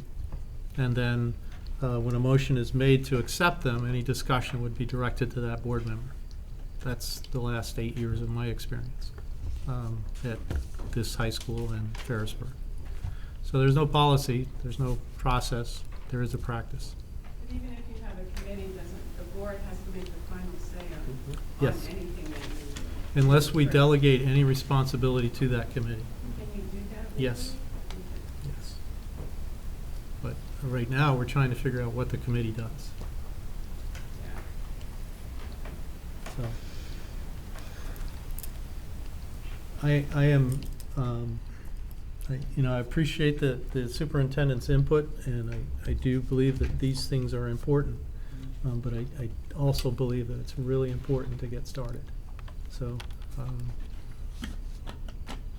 with that, is that the end of your report, or is May there? I ask a clarifying question, which is, at the last meeting, did the board charge you with reviewing the bills and then reporting? It's just been the practice of who they stuck them when the last person Okay, who so- wasn't so- doing it.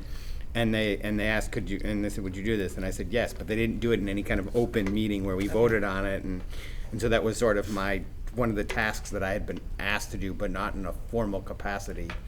And then we felt like at the last meeting that maybe there'd be a better way where I would have more time to go, look at this instead of trying to thumb through it early before the meeting, that I could get more in depth with it. So I went to the office at like 4 o'clock and looked through them in more in depth, and was able to write some kind of notes about, what's in there and some of the places that I saw and things that I found. And I found that to be really helpful because there was someone to talk to about it and ask questions that didn't interfere with a regular meeting. Right. It was sort of, like he said, it was just sort of a practice, not a formal distinction or formal title or job. So we have a committee, we have some guidelines that, for setting a committee charge, with no policy to follow. So we're back to, How do we get a how would you like to do that? So I'm willing to accept the fact that you'd rather not operate without a charge from the board, and if that's how you feel, as a leader of the finance committee that we have created, that's fine. But if there's any other way that we can accelerate your work, I'd appreciate it. I'm thinking I might change my mind and take your suggestion, which is at least give us that charge. Hopefully Chris will be able to come to that meeting. Most likely. We were planning on it, this is part of the flow, and then we would come up with a potential charge that the board could review at our next meeting. So, may I say that one more time? I think it would be helpful to have the committee be charged with reviewing the bills and presenting them to the board as in a motion that they be accepted, and then we can come up with the rest of the charge, I So, suppose. point of order, as an action item, we have financial policies listed. Item B, is that the place where if we want to have a partial authorization to this committee, that it happens? That's fine with me. Okay. Good?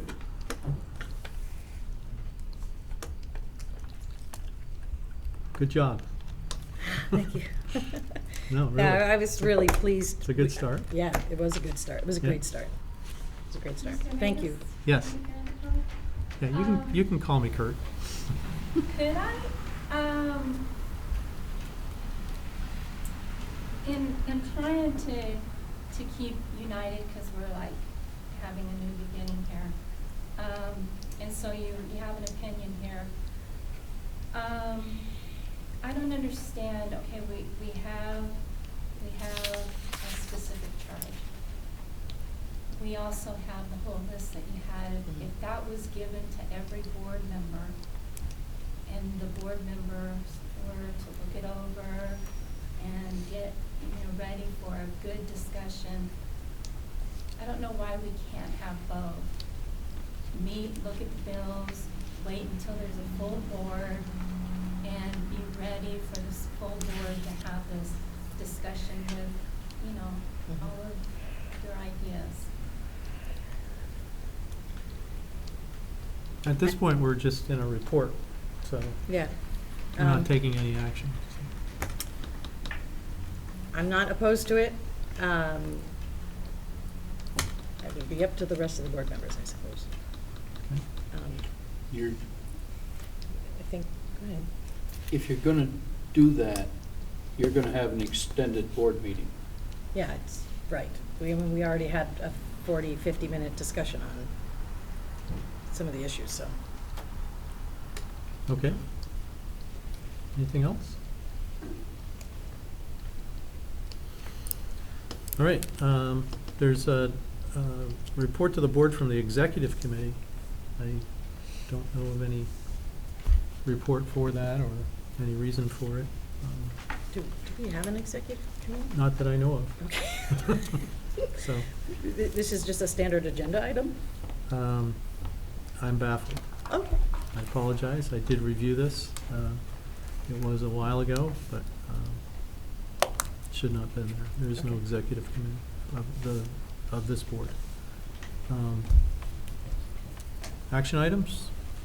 Approval of bills and director's orders? So we have an amount of $1,737,609.22. And I broke it down into pieces. So part of the reason why I felt like that it was the large chunks in it was we got our assessment from the supervisory union. We had construction, and then we also had a bond bank payment, and there was a couple of other smaller categories that I put in here on my notes. But then I would take those, and I saw let's see, there was a section that was like bills that came to the supervisory union office, and there was a section of bills that came to the high school itself. And the section that came to the supervisory union, the large chunk of that was unemployment compensation, food services, and tuition reimbursement. And then the parts that came to the high school, there was a little boo-boo that I found that they're gonna fix. What is it related to the fuel for the kitchen, in which that they had listed in here to pay $459.52, and it had already been paid in the previous month, because I couldn't figure out why we had 3 different times we were being billed for it, one of which would be in July. Why were we buying fuel for a kitchen that we were basically taking apart, which it was actually June's payment, and it had already been paid, and she could show me on the computer where the check was and where they had already paid it. They were just gonna overpay, and that'll get addressed. So there was a paper trail that you. So there was, yeah, I could see a paper trail, and then showed me on the computer the check number for how much it was and what that they had already paid that, and that was June's amount. Good. And so we resolved that. And then a large portion of the expenses that were in the high school, the bills that came directly to the high school, was the fuel, power bill, and the land for the Walden project, which was a fairly good chunk of that as well. And that was half of their payment. Question? Yeah. What, we're buying land for Walden? No, we're not buying, it's the lease or the land that they're using, the space. It's rent. Rent. It's a rent, yeah. How much is that? I don't know, the total, I'm not entirely sure, but it was for $7,700. Can you tell us what we're paying? I mean, is that a monthly payment or a quarterly payment or the annual payment? It was, she said that it was half, so I'm assuming that there's another half of this at some point in the year. I don't know when. It's total 15 for the year.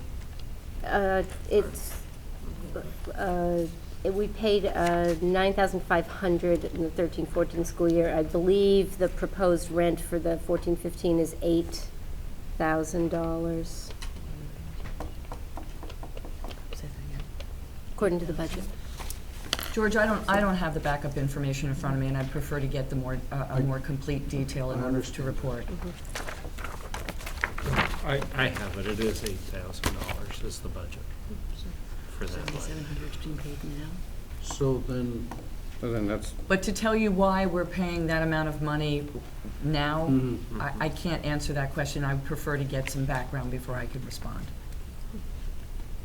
I am aware that we pay rent for the property to operate the program out of in the off-site location. I don't know whether expenses are associated with that, and I will find out. Thank you. Chris, can you indicate what the amount associated with construction? Let's see, construction was, $632,275.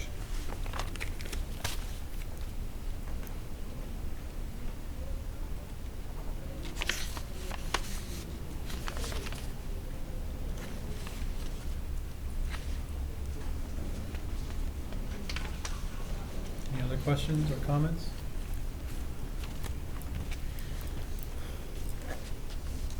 Question. I'm starting to feel uncomfortable about not having a motion on the floor. Do we have a motion on the floor, or could we have a motion? I move that we pay the bills of $1,737,609.22. And a second? Second. Thank you. Discussion. That's the revised amount after you subtracted the double payment. That is the amount, the total at the end of the ticker tape. She said that they wouldn't, what she would be able to do to fix the problem is when that check was going to be printed, that she would have to then void the check and make it for a new amount. And that was that was the information I was given. It's already been processed in the system. It's already been input, so she'll have to go through and print the check, void it, and then if there's a new one that will need to be adjusted to it, then she'll do that. So then we shouldn't authorize a payment of that amount. I think we had this discussion last month, but the process that we follow is basically to pay these bills, and if anything needs to be changed, then we make that change after we approve the bills. Thank you. So if you'd like to change that process, again, I think we can't say no in a board meeting. We have to actually create a policy, have the process changed, and in a board meeting, give us the responsibility to go by line item and decide whether we're going to pay a bill or not. Right now, that's not the process. But the situation is such that the bill has been paid. Now, the process of cutting a check and voiding it doesn't impact the finances. It doesn't change the checkbook balance. The fact is we're authorizing a payment that's already been made, and I don't think that we should do that. Now, I understand what you're saying, that we shouldn't, without a policy, go down through line by line. But when we find a discrepancy, then that amount should be subtracted from the amount that we're authorizing. I understand what you're saying, George. I understand what you'd like to do. I'm just trying to tell you what the practice has been. And without any process or policy to fall back on, all we can do is fall back on practice. So I think this was part of our discussion last month, too. I know we had a discussion. I don't remember exactly what it was, but Yeah. I guess that's part of what we're going to talk about. Yeah. Go ahead. I have a question. Oh, Because it's go going to ahead. change the subject a little bit. But there was a cost of $142.99 for the hookups for these. I'm understanding that it had to do with the new fuel tanks for the for the kitchen, and it wasn't listed as an expense as it related to the construction. It was listed in bills that were brought to the high school, and wasn't 100% sure if that was being misclassified or not, or how to figure that out, or how to know, you know what I mean? Because it was related to new tanks and new things that were being put in. Didn't know if you had any, Jeff, any ideas on that, or feelings on where that, amount should come from, or if there was some discussion about that, or if it was deemed not a construction cost, or. there was not discussion of that particular item. It could still be classified as a construction cost. It doesn't have to run through the contractor to be so. Okay. So I don't know how it was coded. Okay. That's what we're talking about. Where the bill came, whether to the high school or its central Right, office, yeah. is of less importance than how it was coded. Right. And there are a series of codes associated with the construction project. And I've gotten a detail of those charges, and I've been going through them. I only know what appears there, so if something didn't wind up there, I can't. Right, so I didn't know if that needed to be followed Yeah, up, or and or if from my maybe for whatever perspective- reason it couldn't be, like, as in it couldn't be classified as that, but. From my perspective, it would be appropriately charged to the construction project. Okay, so then that should be investigated as well then, or potentially looked into for recoding or if it can be.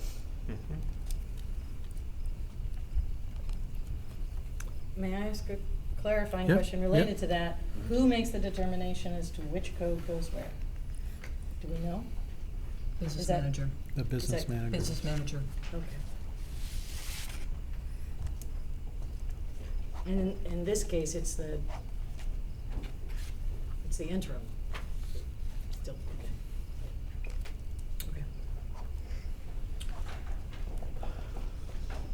And the question I was gonna ask earlier was, would it be helpful to have an amendment to the motion that says we're approving the bills at 7.37 and the accounts payable clerk will Make the appropriate adjustment. make the appropriate Given the adjustment voided for check. this particular expenditure? Yes. Okay, Chris made the motion, so. I would is that a be favorable amendable to motion? that, yeah. Okay, could you repeat it again so that we can record it? So we have the motion, which is to approve these bills, and then my amendment would be with the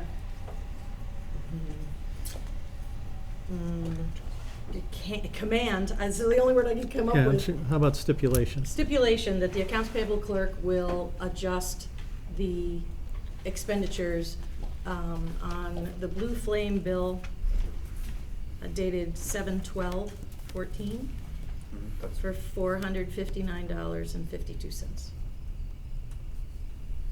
All set? Okay, it was a favorable amendment, so you can accept it without a vote. Any other discussion? Not hearing any, I'd like to call for a vote. All those in favor of approving the bills and director's orders, and please signify by saying aye. Aye. Any opposed? Or abstentions? Thank you very much.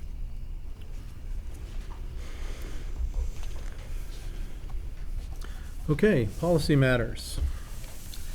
So, as you know, we need to work on some financial policies. I went back and I looked at some minutes to your ANW meeting minutes last spring, and I noticed that there was a distinct decision made not to create a policy committee. And my recommendation is that we consider that again, because we have some policies in front of us that will be used across the supervisory union. In the best practices model, policies are made at the supervisory union level and vetted and approved at the local level. So I'm bringing that to your attention because we're going to be bringing it to the supervisory union's attention, and with some thought for one of you who might be interested in being on that committee, should the supervisory union decide to form a policy committee to address some of the immediate needs that we have in front of us. So I'm not asking for any action No, items. I realize that. I'm Does presenting the process. Does anyone else have a copy of the policy manual? I do. Yeah. Okay. So there is a policy manual for those of you who don't. There are some policies in it, and there are some sections that are empty. Where do we get our hands on it? I It's think- online. It's online. Yeah, Online, it's thank you. online, or if you want a paper copy, I'd be glad to give you mine. So, it's, you know. It's at the SU website. Yeah, Thank you. it's at the SU website. It's just like I said, there's a couple things we've discussed tonight that's been total Greek to me, so that's why I like, just Yep. being relatively new on the board also because of that reason. Yep, Just like to know where I can get the resources. yep. Would you like to have mine, or would you No, like on because paper? I have the sense that it comes with strings. No. Didn't it sound like it did? It did. Okay. You never know it. Once bitten, huh? Twice Nibbled, shy. I guess, but No, yeah, if you have it, that'd be great. Yeah, I'd be glad to give it to you. Thank when- you. I've kept it up to date when policies have changed. I get a new policy from the supervisory union, and, you know, I've kept it up to date Great, to that'd be that great. point. Thank you. So, yep. Anything else, Joanne, on policy? Nope. Are we going to address the finance committee in this section? I think we're gonna do that in others, or personal. Oh, okay. Yeah, I think this is where Jeff suggested that we Oh, is it? have any action that takes place as far as the finance committee is concerned. Now, if I understood what was the discussion that we had, I understood that there were a couple of opinions that, one, we do something tonight, or two, we do something in a special meeting. Is that your understanding? Or 3, we wait till the next meeting. Okay.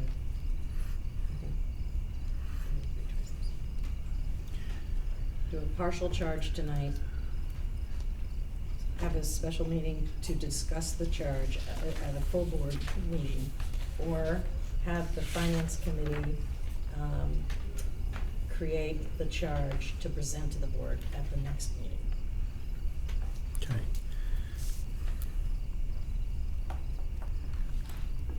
So, would anyone on the board like to make a motion? Let's I start would with that. like to make a motion that we do a partial charge. It seems like what's been mattered was the looking at, reviewing the bills. Give the finance committee the authority to review the bills, much like basically the same authority as the one board member had previously, and and give a presentation to the board at the meeting. Be prepared to be answering questions that the board may have of the bills of that period, and that the committee continues to would come up with any additional charges to be sent to us for our review at the next meeting. Okay, you all set with that? Yep. Okay, motion on the floor. Any second? I'll second that. Thanks, George. Any more discussion? I'd support that. I would ask, I don't know in what format the materials are put together. This is a report that we received in June, which is missing 2 columns that I've been asking for. It's the format in which I would like bills to come for approval to the board. It lists a budget summary of the major expense items, the budget for each of those major expense items. It should have the cost to date. It should have the amount we're being asked to approve at the specific meeting, so that when the motion is made to approve bills in a certain amount, they are categorized as against these budget line items. That's what we need to be able to see.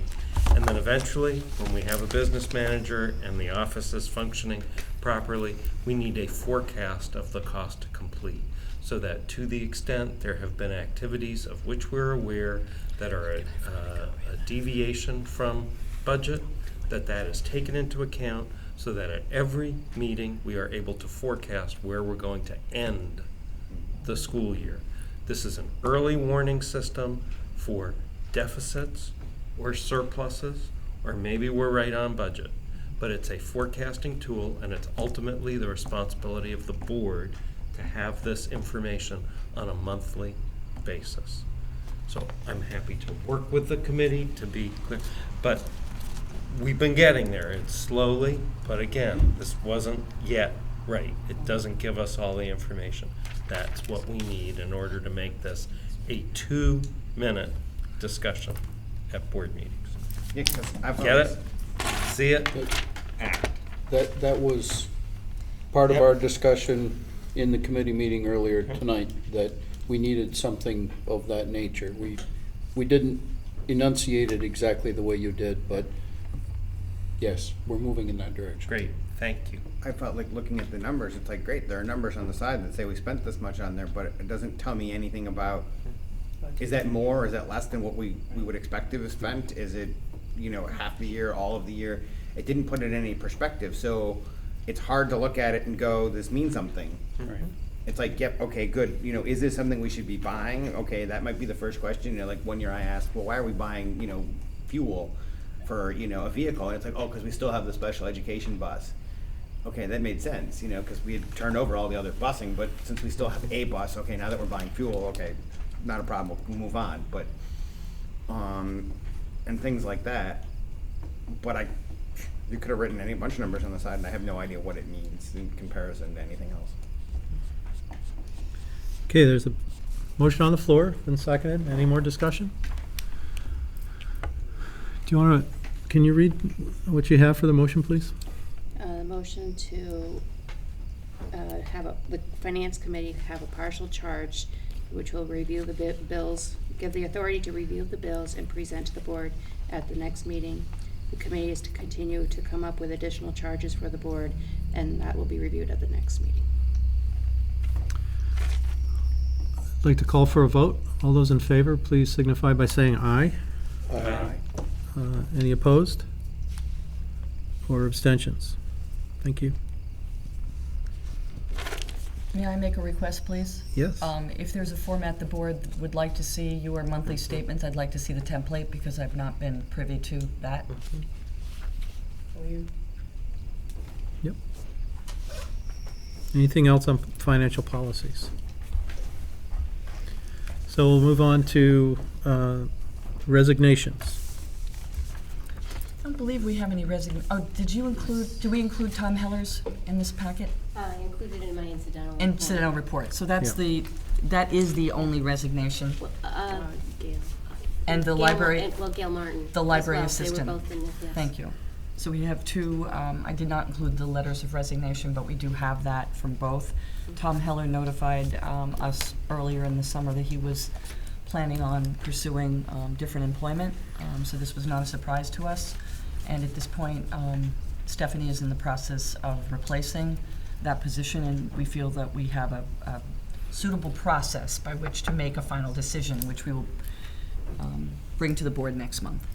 What is the role of the person that you were talking about? Tom Heller is our integration specialist, and do we call him? Just educational technology specialist. Education Yeah. technology. So he teaches some exploratory courses, and he works with classroom teachers to integrate technology into the classroom. And Gail was, Library media Library assistant. assistant. so if I understand it correctly, by Gail leaving, we can make the other position full-time. Is that correct, or? Yes. Yes, okay. And do we have any kids that aren't getting a class because of this resignation, Mr. Heller's resignation? No. No. We have had a substitute in that classroom since the beginning, but we feel we have a suitable candidate that we're going to move on with the process. Okay, any other comments or questions on resignations? Okay, fall coaches? So I have to apologize to Pete because I'm going to make a change in his memo tonight. We have not had a chance to speak. This evening, Pete is recommending Mateo Cohen for the JV boys soccer position. He also has Lee Hodgson for football and athletic assistant Roland Guyette. And I think the thinking, please correct me if I'm wrong, the thinking around Roland, as you know, we reduced his position for the current year, and he was coming back as a volunteer. He still will be a volunteer, and he's going to be working on a variety of tasks related to our buildings and grounds, specifically around athletics. The thinking was that if we paid Roland $1 and gave him a contract, that then we could then pay for his mileage should he be needing to do any travel as relates to his job, and that's not necessary. So I'm not recommending that we pay Roland a dollar contract, and we will pay him associated costs for travel, should he need to do that as part of his volunteer work here at Vergennes Union High School. The football coach, Lee Hodgson, is the coach at Mount Abraham High School. And I think the thinking there was that if we paid Lee a dollar, that we would therefore be able to cover him for any liability related to our students. Well, Lee's Mount Abe already covers that insurance, and any additional issues that might come up would be covered by the school district. So there is no need to pay Lee a dollar. And his program, we use the program at Mount Abraham. Our kids are well covered. We provide transportation for them to get there. There is no need to provide contracts to either Roland Guyette or Lee Hodgson. Okay. You all set with all that? I am. And Peter, you okay with all that? Do you have any questions? We have not had this discussion. Okay. But, so I'm not recommending those two for this evening.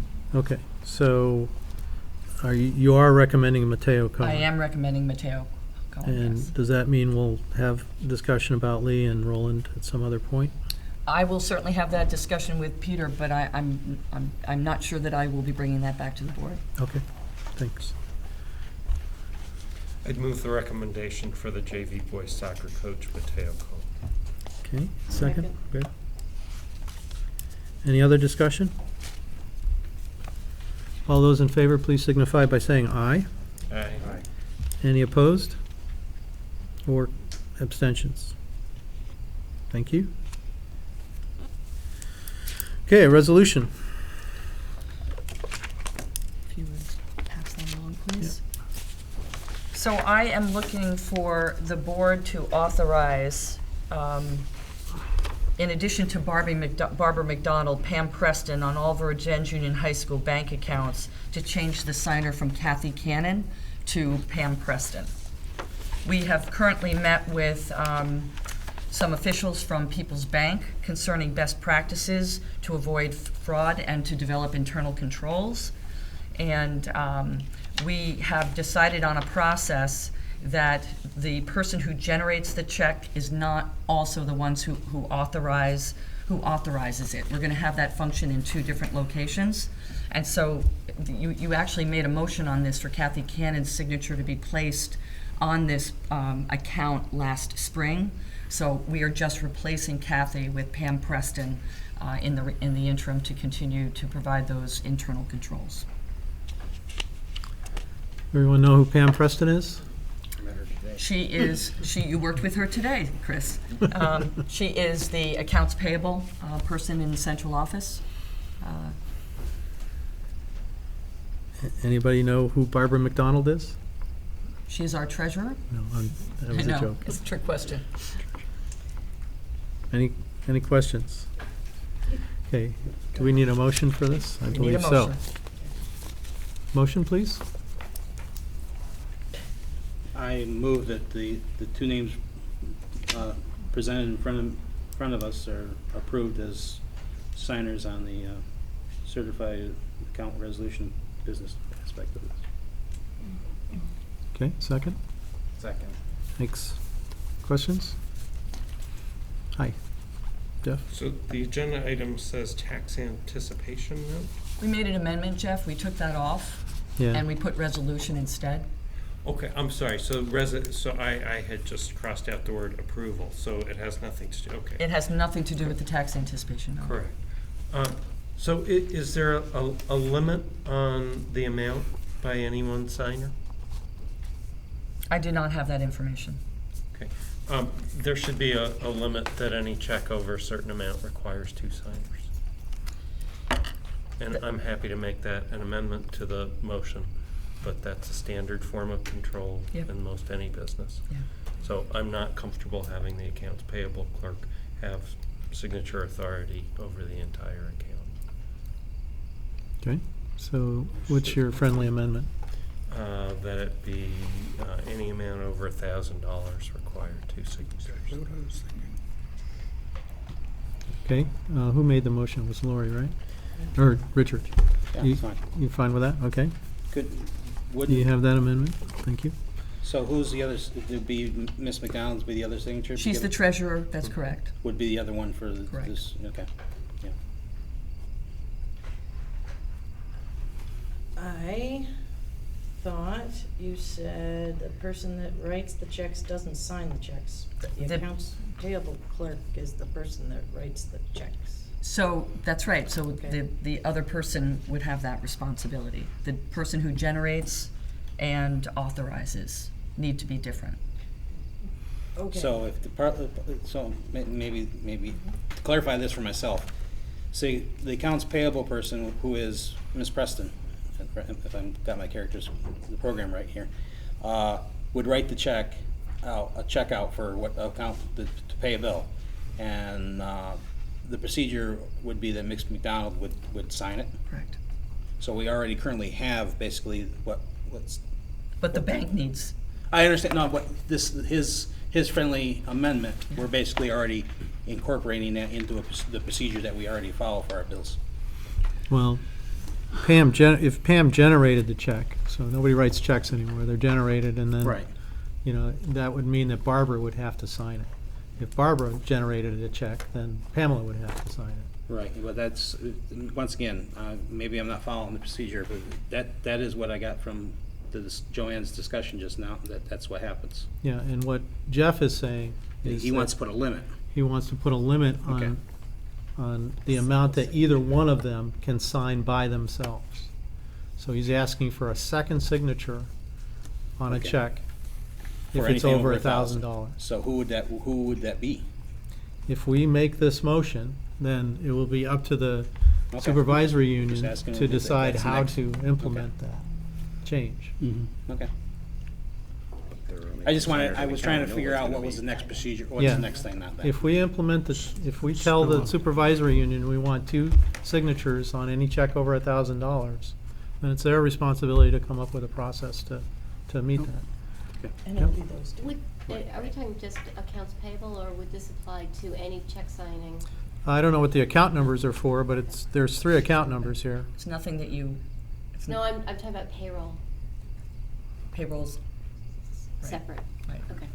Yeah, so I assume these 3 account numbers cover certain accounts. They do. And they go, certain accounts are only payable by these accounts. And that would be the cost I was accounting thinking about control. the $1,000 limit and how that Yeah. might. I don't know, but that's what Jeff feels comfortable with, and that's what Richard felt comfortable with the amendment on the motion, so. The motion is there. Is there any other discussion? Yep. Who prepares the bank reconciliation for these 3 accounts?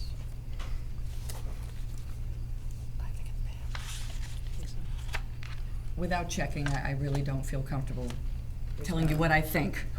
Okay, I need to, I would get back to you, but I think I know, but I'm not gonna okay, make a friendly amendment at the next meeting. okay, thank you. Just,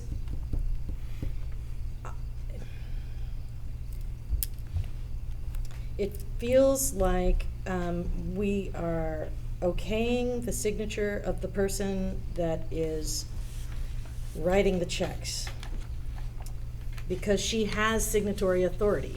There's nobody hovering over her saying, oh, you can't sign that, because she has the authority. She can sign anything. I understand we have a policy. So my concern would be alleviated somewhat if I knew for a fact that Pamela is not the bank reconciliation person. I don't know if I need that. There's another way to try to do this. Having the accounts payable clerk having signature authority is not good practice. We don't have a business manager. We have a superintendent. We have a superintendent. Would you be willing to I have would be willing to signature? do this. I'd prefer that Okay. as the second signatory, because you're not generating checks. Right. Or accounts payable Right. entries. That's a much safer practice. So now I'm gonna ask for a second friendly amendment, which is that the name of Joanne Canning be entered as the second signatory. And removal of Pam? Yep. Okay. I'm okay with that, if I need to be. With all the other stipulations. Yes. All the others. All the other ones. one other, I'm sorry, but. Oh, wait, Oh, Richard, did sorry. you Yes. accept that? Yes. Okay, and are you all right with recording it? Okay. Could you just tell me what there's only one signature on it currently, and that was Kathy? There are two. It's always but- been but two. But it's always, yes, but it's Uh, Kathy Cannon, who is Yeah, no no, longer I in our understand, employment. I understand. What my concern is does only having two limit the checks going out? And as long as, I guess that's not been a problem in the past. It was only Barbie. Yeah. We The changed it to bank- Kathy in the spring. The bank was requiring to have two. That's when Kathy was Okay. asked to go on. Oh, okay, all right, thank you, appreciate that. I'm all set. Okay. I think we're there. Any other discussion? We have a motion on the floor. It's been seconded. Hearing none, all those in favor, please signify by saying aye. Aye. Any opposed or abstentions? Okay, thanks.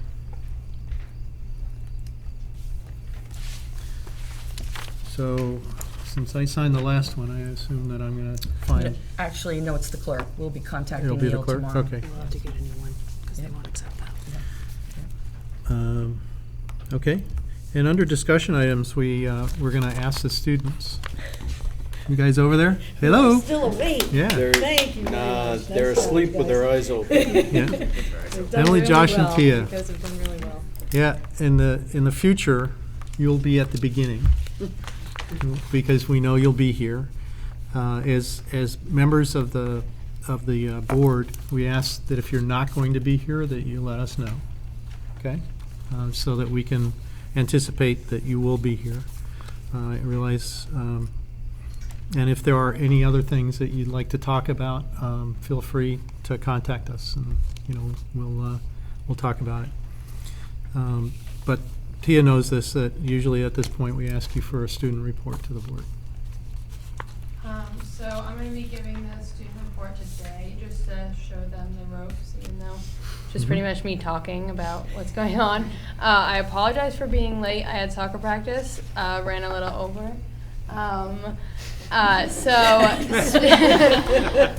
We noticed Peter was late too, so. Yeah, yes. Speaking of sports, the girls are underway with their games. We're 1-1 right now. We've lost one, won one. And we have a game Wednesday at Middlebury, Saturday at Montpelier. The boys, that's for the varsity girls. The boys' games are Tuesday and Saturday. Tuesday will be home, Saturday will be at Montpelier.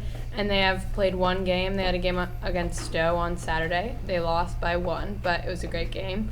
Football, they had a game today at home. Not sure of that score, but they were pretty excited about that. And I'm also not sure of their record. And there's also a cross-country meet on Saturday, and they've had 3 meets so far.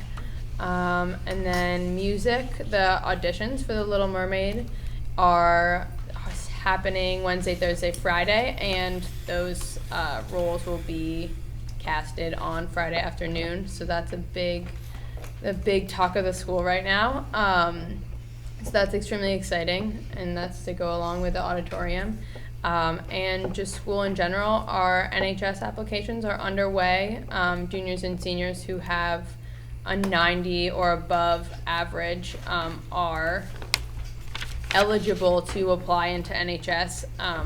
And so that application process is being done at the moment. And it's an application that pretty much you show that you qualify under our 5 pillars, which are scholarship, I don't know if I can list them all off the top of my head, community service, leadership, 5 guidelines, and such. So you just show that you are eligible and succeed in all of those 5 categories. You can see the banners up. Peace One Day is coming up on we celebrate it on the 19th because that's the Friday, but it's this Sunday, the 21st, so that's that Sunday. And those meetings are underway as well. And lastly, homecoming is also coming up. It'll be the 26th is the bonfire and parade at the school, and the 27th is all the games and also the dance. that's about it. Great. Do we Thank know you. who's trying out for Ariel? I know some people who are trying out, yes. Okay. I guess I'll just leave it like that. Yeah. It's gonna be a horse race as to who gets the role. No kidding. For sure. That's Yikes. awesome. There's some I like very that. Yeah. talented young women in this school. It's a big cast, too. Mm-hmm. Is it a big cast? Yeah. Do you happen to know? Sue told me, I but I don't remember. know how many, because there's Ariel, there's a ton of different, there's smaller roles and larger roles. Yeah, there's a ton of different. So it'll be a very inclusive play this year. Right. That's awesome. When is back to school? 17. Next Wednesday, September 17th, 6 to 8 p.m. So, if any of you would like to come, you're certainly welcome. Planning on it. Anything else, guys? Emily, Josh, you want to add anything to what Tia said? I'm good. Colleges have started sending representatives about this time of year to meet with juniors and seniors. So that's what we're gearing up for. Okay. But other than that, I think we're all set. All right. Do they like set up in the gym, like in tables and stuff? How does that work? There's representative, at least one representative that goes to the guidance, and there's a room in the guidance. It's just like a conference area, and depending on how many people sign up, you just get a pass, and that representative talks to you. You can ask questions. It's an extremely interactive way of learning about a school and also learning about schools in general. I attended a ton last year, and they're extremely informative and helpful. Great. Would anyone have any issues with dismissing the student representatives at this point? If you'd like to stay, you're welcome to. But realizing that you probably have 3 hours of homework to do yet. So, Thank you. yeah, Thank you. thank you very much. Guys.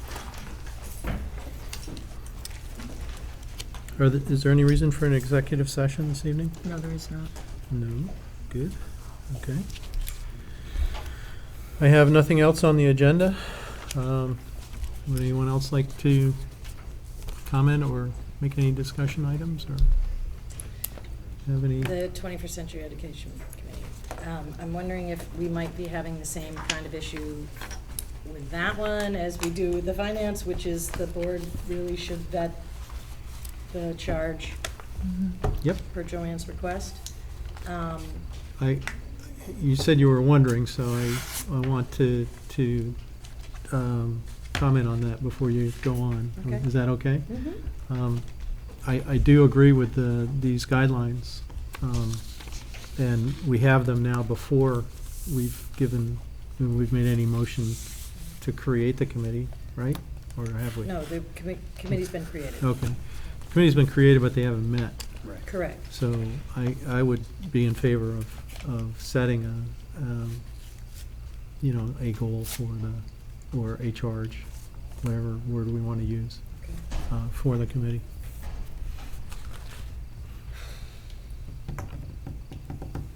I think it's going to be a big task to do that, especially in particular. There's a lot of us, and I also was. My vision was that it would be very inclusive of teachers and community members in creating the charge, at least in part. My thought, Chris and I talked a little bit about having an outline for the first meeting and then coming to the charge, somewhat like we did with the finance committee. It's my hope that this is a really important committee. So I'm a little torn about how to proceed. Okay. I have some thoughts, but anybody else? My thoughts are that we ask the community to come up with whatever their ideas are and discuss them with their elected representative in anticipation of it being on the agenda at the next meeting. Okay. That's my suggestion. And I'll take responsibility for making sure that that's communicated. I know, Christine, you expressed an interest in being on the committee. Is it all right if I ask what do you think about that suggestion? Meeting scheduled for next week, right? That's the tentative date. It hasn't been warned. It might be useful to get feedback from individuals as to what each individual thinks the 21st century committee might perceive to be. Maybe that would be a good time to just have a meeting. You guys are gonna come up with the Yeah, parameters of okay. what that I like that would be. idea. I like that idea. So it won't be a board sanctioned, it won't be an open meeting. It'll just be a meeting amongst people that are interested, and then that can be what is presented to the board for vetting. Does that sound Sure. okay? I mean, Chris came to the parent group at the end of the school year Mhm. last year, and we had a short conversation about, who would be interested in being part of that committee, but there was absolutely no idea or discussion, vision right. of what that meant. It was all over the So I'm not sure another group of people sitting down is gonna be able to come up with that vision. Well, I have some ideas. Okay. Chris has some ideas. It will be an idea generating session. That would probably work, to start. Okay. Okay. Thank you. And this is just for the high school? It's just for the high school. Right. Okay. Be great if, but anyway, yeah. And what day is the meeting? The 16th, we were gonna meet before the parents' meeting, and the parents. It's seven, the parent Thank meeting's you, at Jeff. 7 PM. Okay, so it would We were be- gonna meet at 6, I believe. Yeah. Okay. Okay. I mean, an Could we- hour is probably not. Yeah, I was gonna say, could we do 5:30? I know Stephanie can't make it. Could, do you think 5:30? Yeah, I'm open. I get out of work at 4 or 3:30. This is the 21st Century Education Committee. Yeah, I can give you some more information. No, I'm not on that, but I want to talk to you about this meeting in between that the finance committee's going to have. Okay. Okay. So I'll Okay. make sure that communication goes out, and that anyone wants to, I'll try to set some parameters to what ideas we're looking for. Okay. And, basically following the parameters that were set by the VSBA. So that we're not, opening it up to everything, but there is some Right. creativity as well as some guidelines to get something done. Okay. Yeah. In that communication, could you put in about the 5:30 meeting on the 16th? Yes. Here in the library? Yes, that's what I'm Not a planning to warned do. meeting. Why don't I draft something up, and I'll That'd have be you great. review it. Thank you. Okay. Great. Thank you. Feel better? I do. Okay. Anything else? Just a reminder that we have a board retreat on September 20th, 8:30 to 1:30 at the Bixby Library. Please Oh, be looking at Bixby your Library. email for some additional information. I think it would be great if we could all donate something for a potluck lunch. I will take care of a continental breakfast. And there's also a survey that we've asked board members to fill out. Please make sure you fill out your surveys so that we can use that information in our planning. Do you have responses from everyone here? Nope. Who hasn't responded, do you know? I did. Richard? Okay. I did. Everybody else has responded? That's all I have to say. Did you get into your email? No, we're gonna talk if I can have 5 minutes before you leave. Okay. You'll have that's to talk great. with Bob Owens. Okay. He's our tech guy at the office. All right, and I'll email him. He, I sent your message on to him, so hopefully he'll get in He touch did with send, you. it Oh, he sent- he did? did try to get, he did send me one. It's just like, I went to school when guidance counselors discouraged boys from taking typing classes, so it tells you how computer illiterate I am. I can see if I can help you. Okay, thank you. They've even changed the name, Richard. Keyboarding. Keyboarding now, yeah. You're right. I have the toys, it's just I don't know how to use them that well. Okay. We can help.